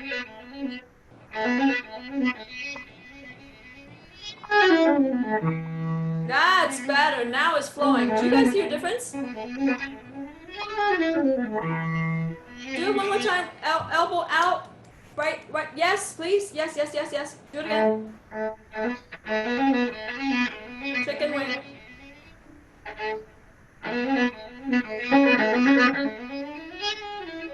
Oh my gosh. What a huge difference. And I'll tell you what the difference is. When you're like this is what you're doing. I'm exaggerating.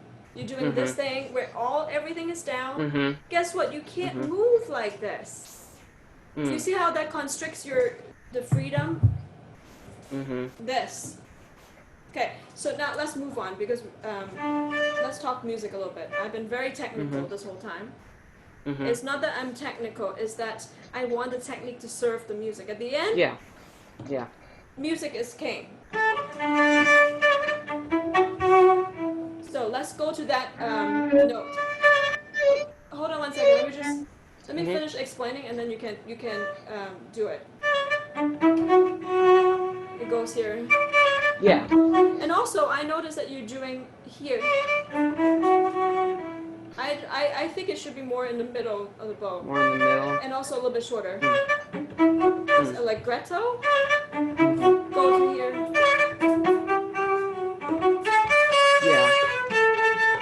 And here also, you see how he bows it. Da da da da da da da da. Exaggerate that. Yeah. In the middle.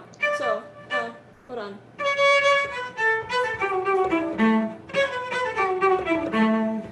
And then it's forte a second time.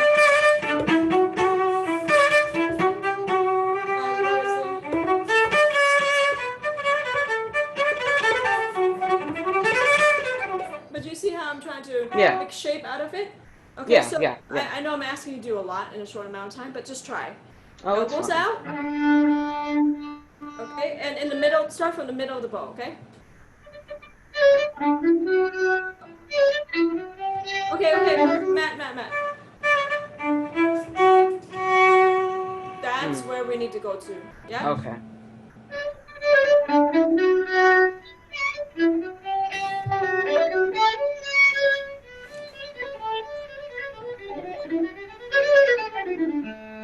Okay. Better. So.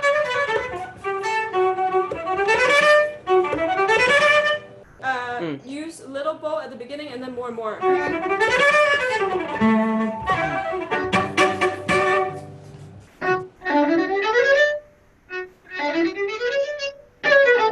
Okay, Matt. Determine where's the best part for that fast part. Which part of the bow are you going to use for that fast part? Think about The it. middle section of the bow. Yes, please.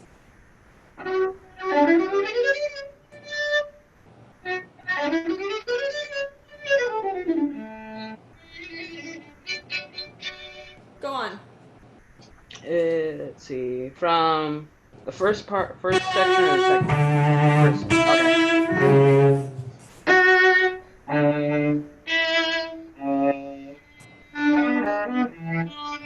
Okay. Here, Matt, there are dots here, right?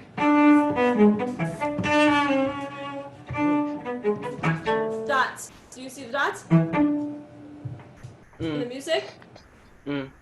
Okay, do the dots. Let's see.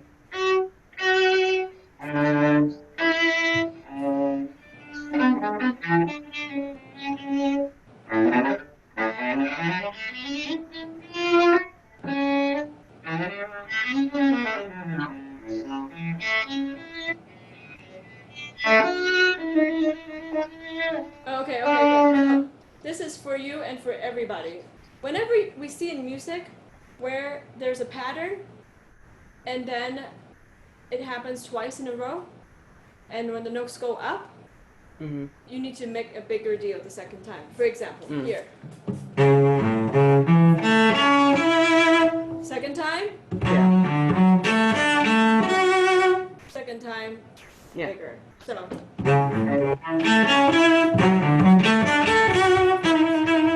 Whatever it is.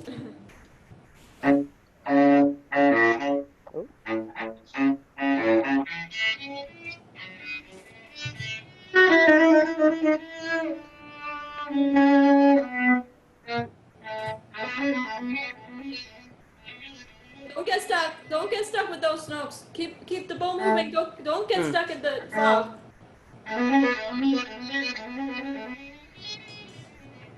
Matt. So here at the beginning, you use this much room. So you use this much for the beginning, and then you increase in bow distribution. Guys, we haven't really talked much about bow distribution. You see what I'm doing? That's how you do a crescendo. Use this much at the first four notes, and this much in the next four notes.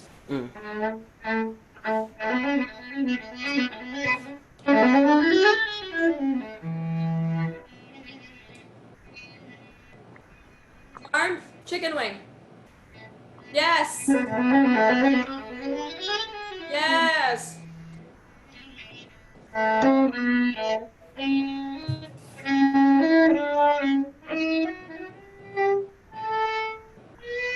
Okay, wait. Hold on. Where's this? Where's it? Okay, so, yeah, so, what is it? This is expressive. Where's the note go to? B, D, and then question mark, all elbows. Then, right, so the thing about music is you have to create, you're telling a story, you have to create contrast. So this part is contrast. What is it? Again, we're seeing pattern. Second time, the same thing.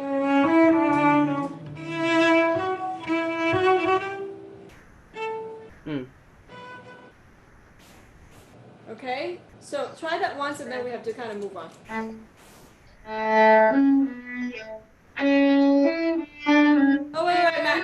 sorry, but don't go. That's what you're doing. Okay.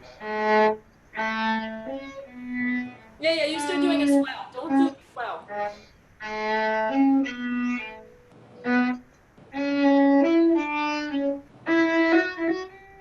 Question mark?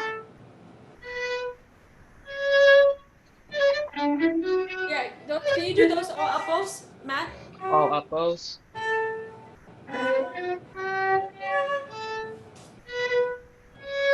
No. Retake. Oh, okay. Question mark.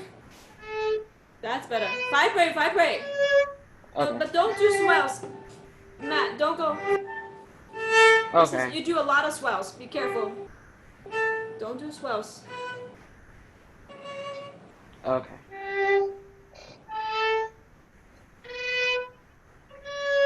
A lot of swells going on. A little bit. Okay, look. Okay. I'm being super hard on you, but you listen to this video again. You know what to do, right? Yeah. Yeah. Do you have any questions? No. Are you sure? This is your chance. Let's see. Do I have any pending questions? I'm being hard on you because you're doing well, but I do think that you should spend some, because you get around really well. Like your technique is good and you're advanced. But the thing is, I kind of want you to go back to basics and let's fix all the positions, because this will make you go even further, I think. Does that make sense? Yeah, a lot. Yeah, look in the mirror and experiment with the height, and same thing with your Pierre, because I know Pierre, I feel like I remember seeing him having a really high end pin in the past. Just experiment. I'm not saying one thing is wrong. You have to find what works for you, but for me right now with the flat fingers, it doesn't really work for me. Because it's not going to serve you in the long run, is what I'm trying to say. Okay, good. Okay, yeah. You good? Yep. Okay. Yep, thanks. Next victim. Who is my next victim? We have, who's playing again? We have Michaela and Tess. Michaela, and who wants to go first? They both want to go. They both want to go. Meeny, miny, mo. Michaela, you go first. You don't mind, Tess, right? She's like, ugh. All right, what are you playing, Michaela? I have to pin your video. Here we go. Okay. Am I unmuted now? Can you hear me? Yep. Okay. What are you playing? I'm playing the prelude from the third Bach suite. Okay.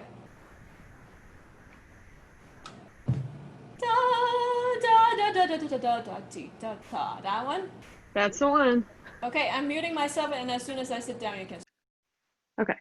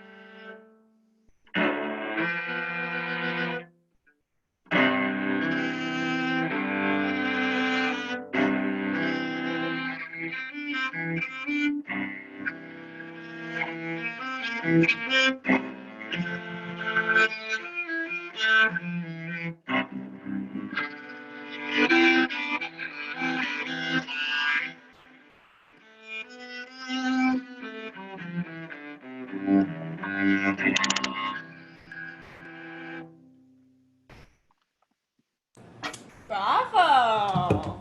Everybody's clapping. Okay, so tell me how you feel first. I always like to ask that question. Very tense. You were nervous. Yeah. You feel very tense. And what worked well? I think so.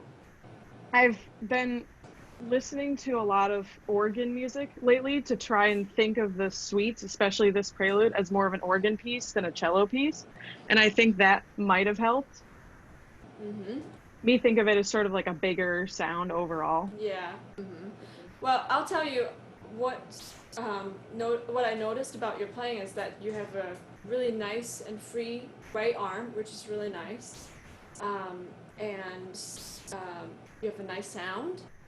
And overall, it was very good. So now, I would just say, double check. There are a few notes. I don't know if you're nervous. Maybe you played them wrong just now, or there are a few notes that you need to check. Like there's a place where you're playing. I forget. Yeah, what it was. my audition has a couple misprints. Yes, I would definitely check on that because because they're quite wrong. Honestly, everybody that study Bach suites, I would just go to Barenreiter. I mean, be careful because I know you can download just about every piece of cello music online now, and there are a million different editions, right? So for Bach suite, I think it's safe to go with Barenreiter. But regardless, I think some of them is not an edition situation. I think you're just playing them wrong because you don't know that they're wrong. No, there's a couple notes that I just played wrong, but there's definitely some that are misprints. Yeah, really, really double check that. Okay, so that's the first thing. The next thing is now it's good that you're telling me that you're thinking of it because more of like a bigger thing, like in a bigger sense. Because you've been listening to organ music, and that's kind of what I want you to do even more of. Rather than getting too detailed on every single note. Because if you think about it, the very beginning of this is nothing but what? a C major Scales. scale. Yeah. So basically Bach comes in and he goes, we are in C major. That's all that is about, the first bar. Announcement. We're in C major, and this is a grand piece. So now, do you think anyone cares if you go...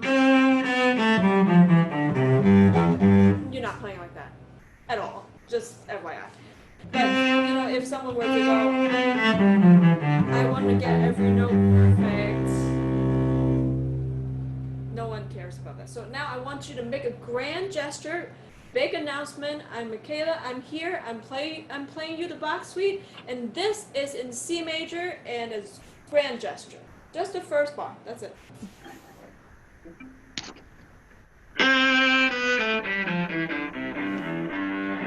Good, but now play it in such a way that is like a cadenza. Be free, free.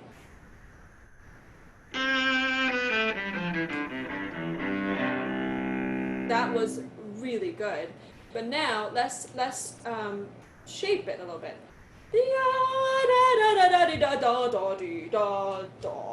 Announcement. Try that kind of phrasing.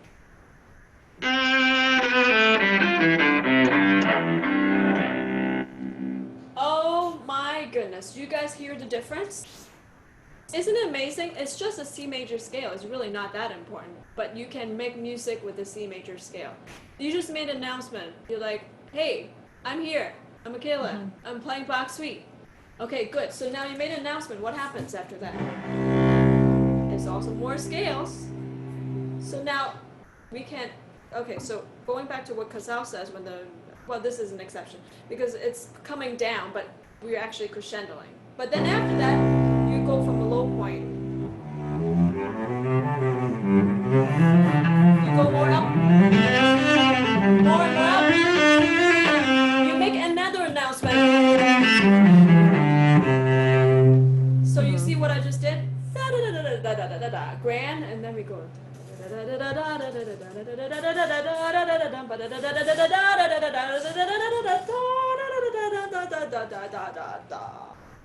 So again, we don't care about all the notes, gestures. We want to care about grand gestures, kind of like organ music that you were talking about. So do you know what I mean? So now I really want you to shape it. Now I know I've said this several times, even to Matt earlier, and to someone else yesterday. I don't remember. Shape things. This is like, it's like painting. Now you're painting. You paint. Okay, so paint this picture for us all the way until the next scale.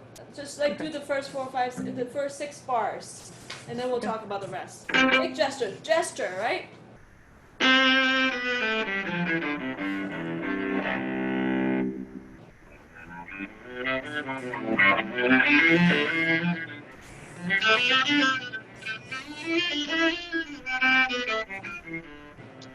That was perfection. That was great. Don't you guys agree? Thumbs up, right? Amazing. So now let's keep telling the story. So that was great. You just made your big announcement that you're in C major.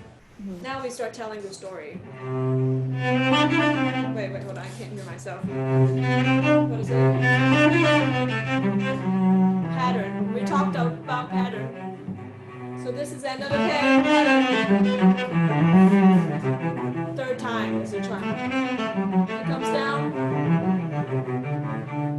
So what did Bach just do? He had this pattern.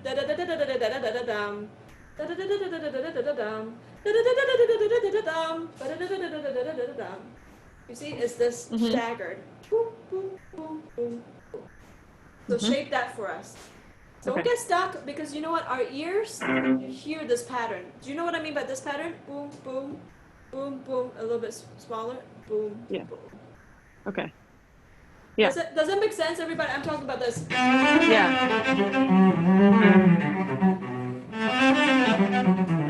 So you can't get stuck. So start from the da da da da. Really sing it and make it improvisatory. Okay.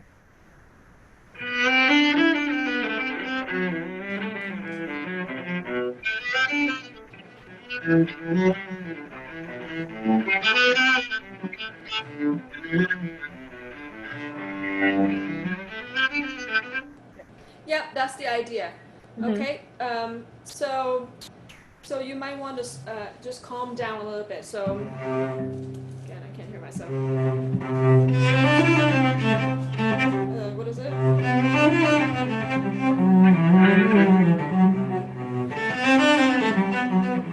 Get softer, and calmer. Now I start another thing. Now something else.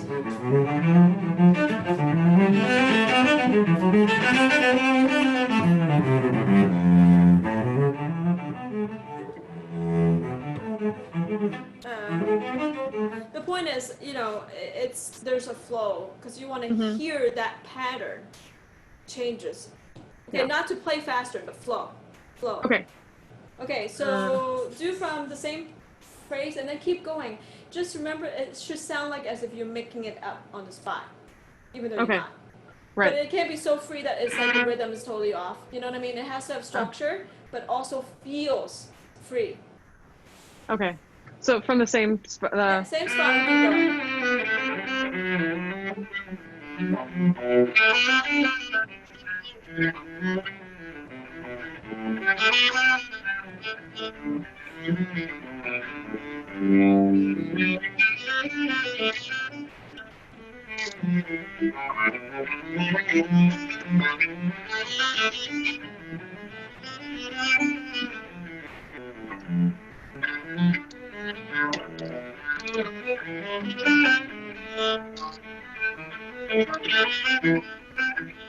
Do you want me to keep going? That was good. I was listening because that had a flow to it. So I would say go what's it? Start anew here. Okay. Start soft. Start right there. It was very good before that.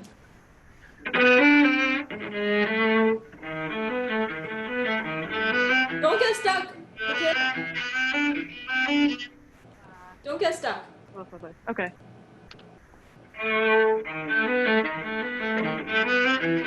Okay, I'm gonna stop you. This is where we talked about the arm movement.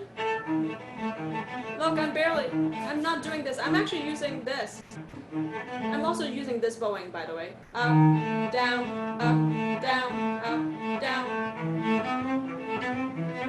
Okay, so.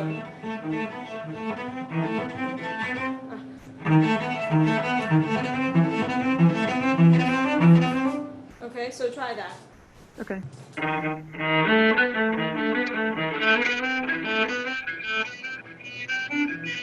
Yeah, keep your distance. Keep your distance, the string distance, close. Okay. Closer. Closer.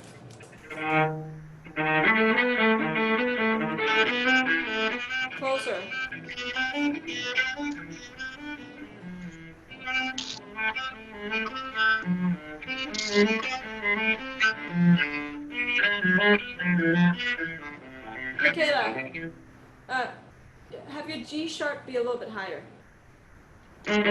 Yes. So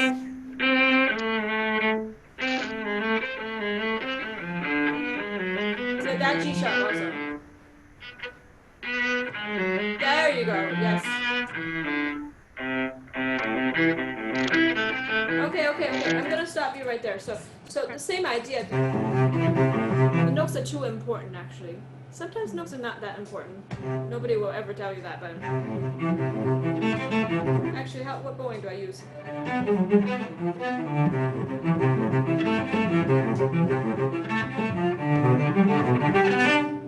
He's just delineating the chords. So I don't need to hear. Nobody's interested. People is interested. Dum, boom, da da da da dum. There's a harmonic rhythm. Da da da da dum, dum, da da da da dum. You see what I mean? So you have this pulse that you have to keep up. You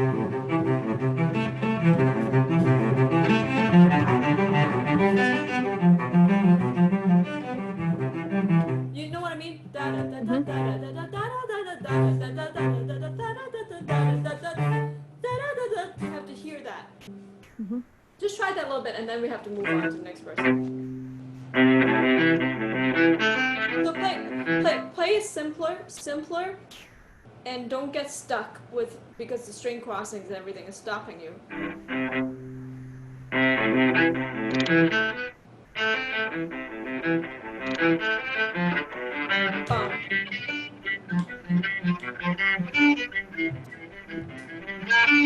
Boom. Yes, better. Okay, it's much better. I just want to touch on one thing before we go. This part. Okay, how are you doing this? Show me.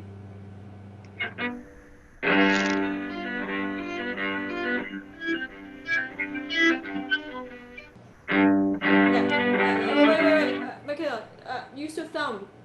Okay, so because you're trying to do all these weird positions without using your thumb. Yeah, so here, let me show you real quick. Okay. You can practice like this, by the way, for intonation.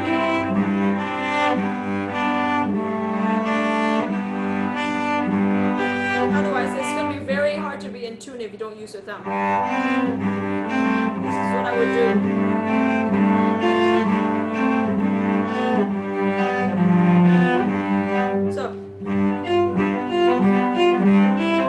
So it's as if you have to be two people. There's one person that is playing. That is keeping the rhythm. So you always have to hear that.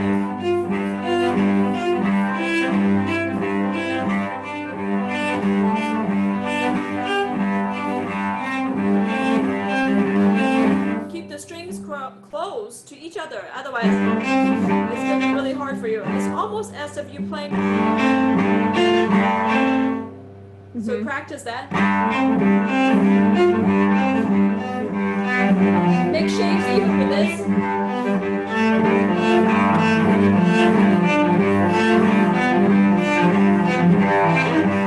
Here, I even have to do that. That's hard. But anyway, yeah. Okay. So is that enough? I think that's a lot to work on. Yeah. Just thank you. The flow. Notice the patterns. Mix shapes. Not every note is that important. Because a lot of times it's delineating the chords. You know what I mean? Yeah. Do you have any questions? Or you're good? I think I'm good. Thank you. Yeah, that was really helpful. Awesome. Okay. Last victim of the day. Who was my last victim? Gallery view. Where's... Oh, Tess, right here. Okay, let me pin you. Are you the one that's playing Prokofiev? Yes. Oh, I took out the music just for you. Oh, okay. It's been in my drawer for a while. Oh. Okay. Yeah. Out of respect for everyone's time, I'll just play a page and. Well, people can. I know it's. Here's the truth. The truth is, Wendy was overly ambitious in trying to do a million things in 2 hours. So this class has been going over. It seems like people like it, right? And if they have to go, they can watch it later. So play however much you need to. Don't worry about people. That's your time.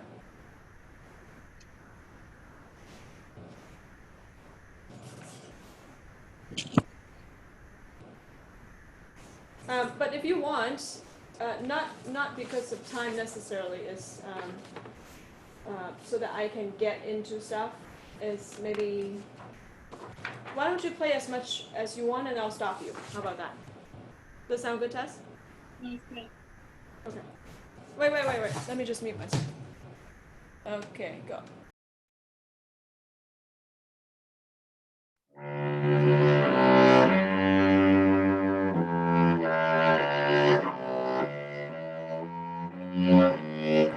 Tess, sorry to stop.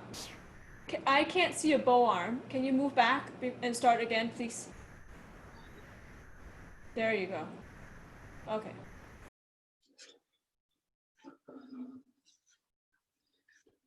All right.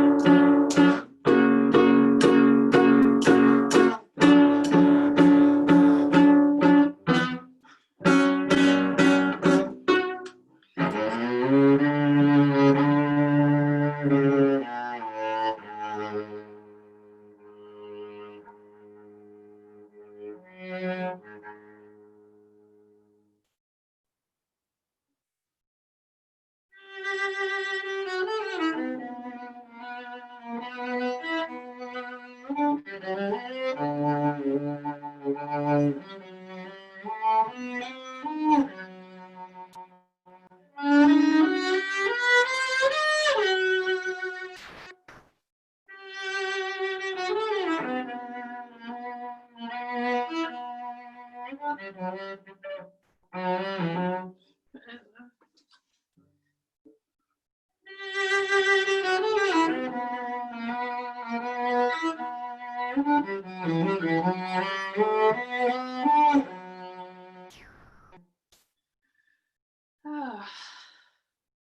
I'm sorry, I'm lost.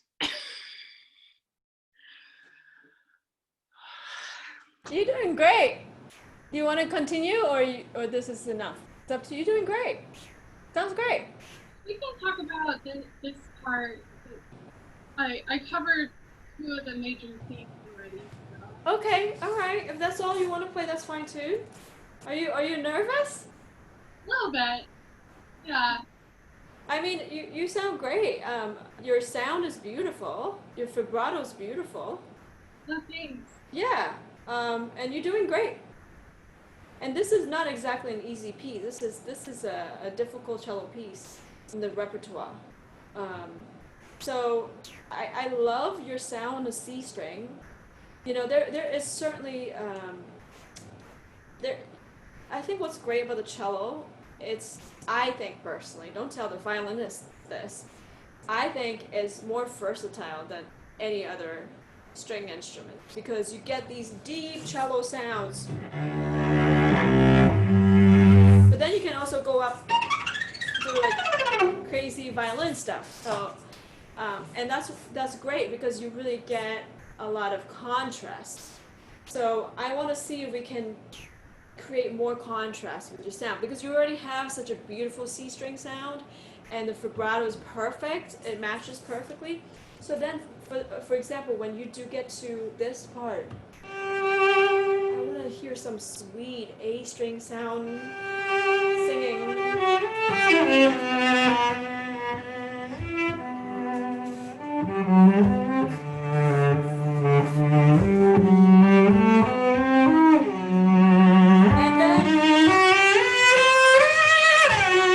And then you have to get dramatic there, you know what I mean? And then I'm just going to say a few things and then you can try. Now, these pizzicatos, please make sure you play them, practice them with the bow to tune. Yes. Like this. Right? Because it's not quite in tune yet. Yeah. And it's important. Like this. Right? Everybody knows that with pizzicato, you should always practice first with the bow to see how it sounds first. Otherwise, you're going to get it out of tune. Hold on a second. I love how there's deliveries in the middle of my lesson. Okay. Hold on a second.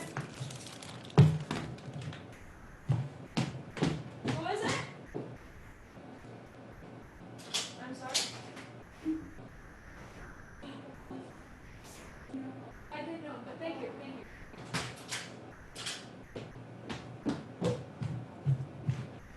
Okay. I love this. This happened in my last live interview as well. I got Amazon delivery in the middle of it. This is why it's live. Don't you just love it? Okay. All right, Tess, let's keep working. So, can you make the most beautiful, sweetest sound here for me? A song right there.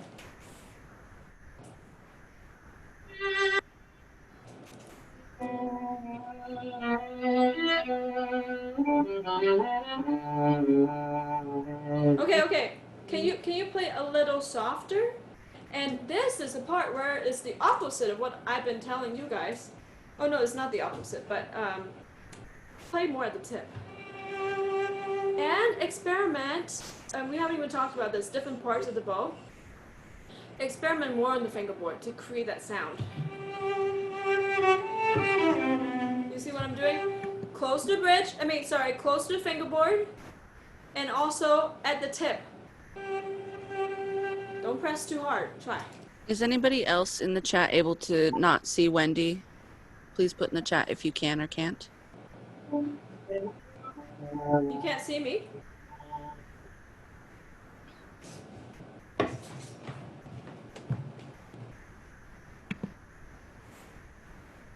Can people see Wendy? Can you talk for me, Wendy? Hello, hello, hello, hello, hello, hello, hello. It's all right. They don't have to see me. It's fine. It's good. Tess, do you know what I'm talking about? This contrast in sound. A string, light, fairy sound. Let me hear it one more time.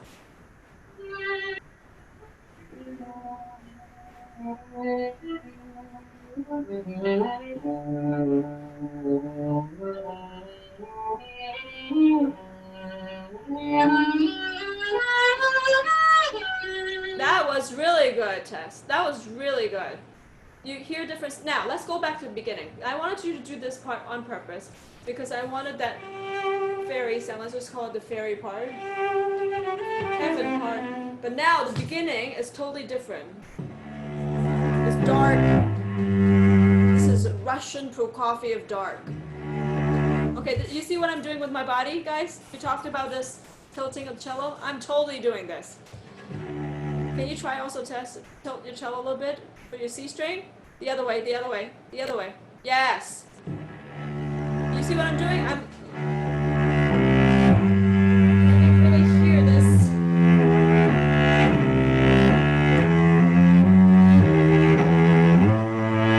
And by the way, you have trouble finding the G. Yes. Use first finger. Don't use third finger, first finger. The G. Yes, you see? Why? Because you can't, again, let's go back to the geography conversation we had, right? How are you gonna find this G when you don't, because the first finger is like, that's where the thumb is, right here in the back, and boom, that's your first fingers. Use what's available, guys. So, big sound, dark, wide vibrato, we talked about wide vibrato. Create that sound. Oh, I got stuck. Right? Okay, let's hear it.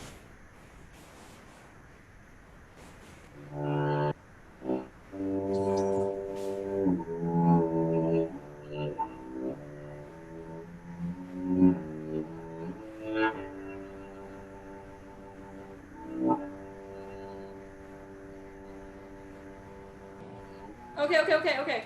Test. It's really, really good. Another thing that I want you and everybody else to think about, just because you hold a note doesn't mean that it should stay the same. Change the color in the middle of it. Be aware of what the piano has here.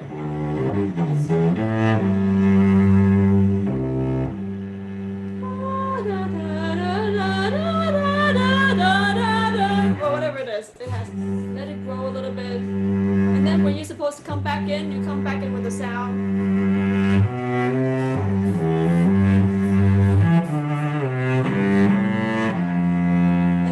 And then you go back.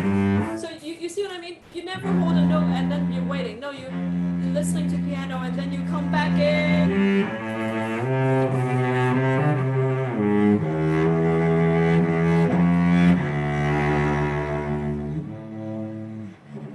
Now this part. Whatever it is.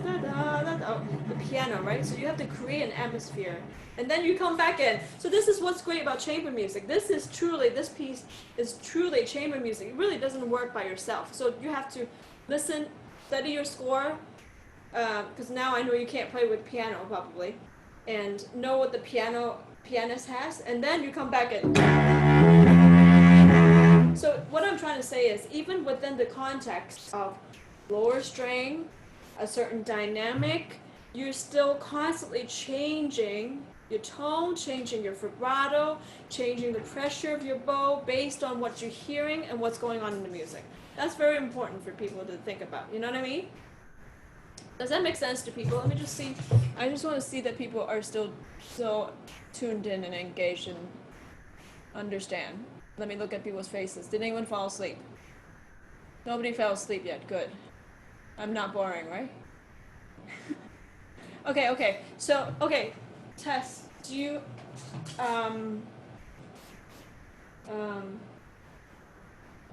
Actually, why don't you? Oh, sorry. You know what? Go back to the pizzicato part for me. Oh yeah, this is what I'm going to say about the pizzicato. So tune it first. The other thing is, think about pizzicato as not this way. Pizzicato is actually not vertical. It's actually this way, everybody. Doesn't matter what kind of pizz you're doing, it's sideways. So you're literally, you see what I'm doing? I'm going to come really close. This is what's actually happening. I'm pulling the string this way, and then I release. It's like bow and arrow. And this is how you're going to make the best sound. The more meat you have on your finger, the better the sound. For example, here, if you try to do this, you see how this is not very good sound. Really get into it. Get closer to the fingerboard. Fingerboard. For a piece like this, it's very intense. It's Russian intense. What is it? But do you see what I'm doing? I'm doing this. Everybody, can you try? Actually, everybody who have the cellos with them still, try it. Really think about this kind of. You see this? You see what I'm doing? I'm pulling the string sideways. It's sideways. It's not this. Sideways. Can you do a little bit of pizzicato for me? That's just that part. Do that part for me. Like get a really good sound. Close to the bridge. Close to the bridge. Bridge. Yes. Not that close. No, you're not that close. Okay, sideways, but really, really grab the string first before you play. Grab it. Make it more resonance. Vibrate. Can you vibrate? Yeah, you can vibrate. Try. Yeah, that's it. That's better. Okay, so you're gonna end up getting callous here because I'm already hurting. But you gotta get a really good sound here because the piano's doing something big and you have to support it with your pizzicato. Yeah. Really get in there.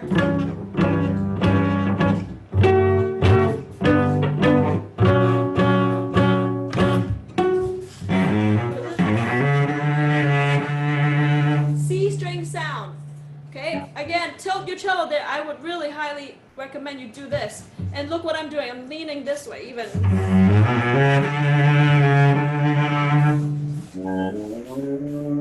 Yes! That sounds so much different. Right? That's what I'm trying to tell you, girl. Okay, but then when you have this C string sound and then you tilt your cello back to the A string. Fluffy sound. So guys, what I'm trying to tell you guys is contrast is very important in music. Different sounds, and now you have the tools to know how to create different tones. Okay, A string fluffy sound. Fluffy, don't press too hard, right? At the tip and closer to the fingerboard. Like all those tools. Okay, how are we doing on time? Okay, we're kind of out of time. Do you have any questions? Is this helpful? Huh? Yes? Do you have any specific questions in the piece? You don't? Are you sure? I will email you if I think of it. Email me. Okay. Okay, just more contrast and sound. Contrast and sound, you're telling a story. Just remember, music is about telling a story. It's not about getting the notes right. Okay, so I think we're gonna end day, what is it? Oh my gosh, day 4. Okay, does anyone have any final thoughts before we say goodbye? Thoughts and questions, Matt? Go for it. Okay, so real quick, going back to mine, I did think of one question afterward. So we talked about like in the beginning, how best would you say that I differentiate and make it go to this F sharp and then the G without making a swell or something along that lines? So instead of doing a swell, you need to do a diminuendo. A diminuendo? So a swell is like this. Yeah. That's a swell. But we need to do this. Okay, so like, That you lean on the F sharp. Lean on it. lean on it. Lean on it with vibrato and love. Vibrato. That's it.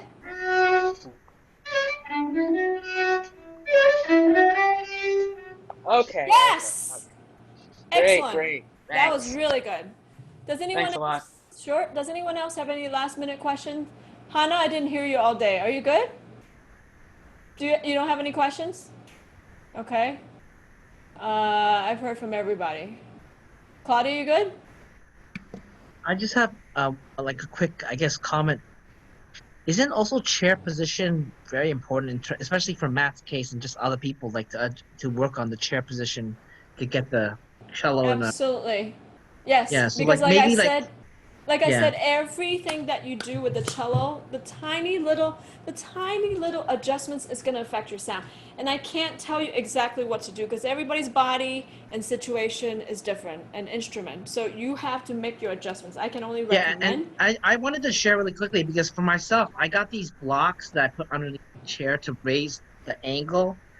Also, and I also have this, kind of wedge because I noticed that I saw a video where they said that you want to have your gravity more forward to get more. You want to be playing with your gravity. So I felt like when I tilted this way, I noticed for myself that I got a better sound when I got these things. So.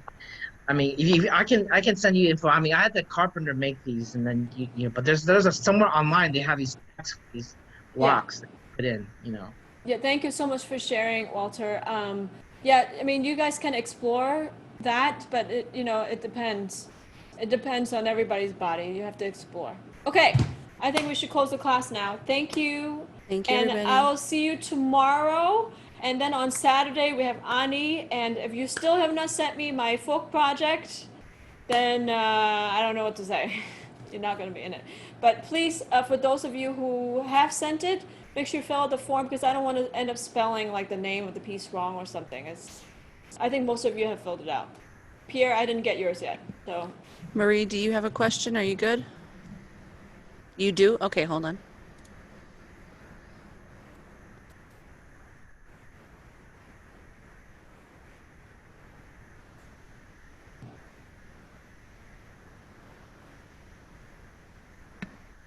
Go ahead, you can talk.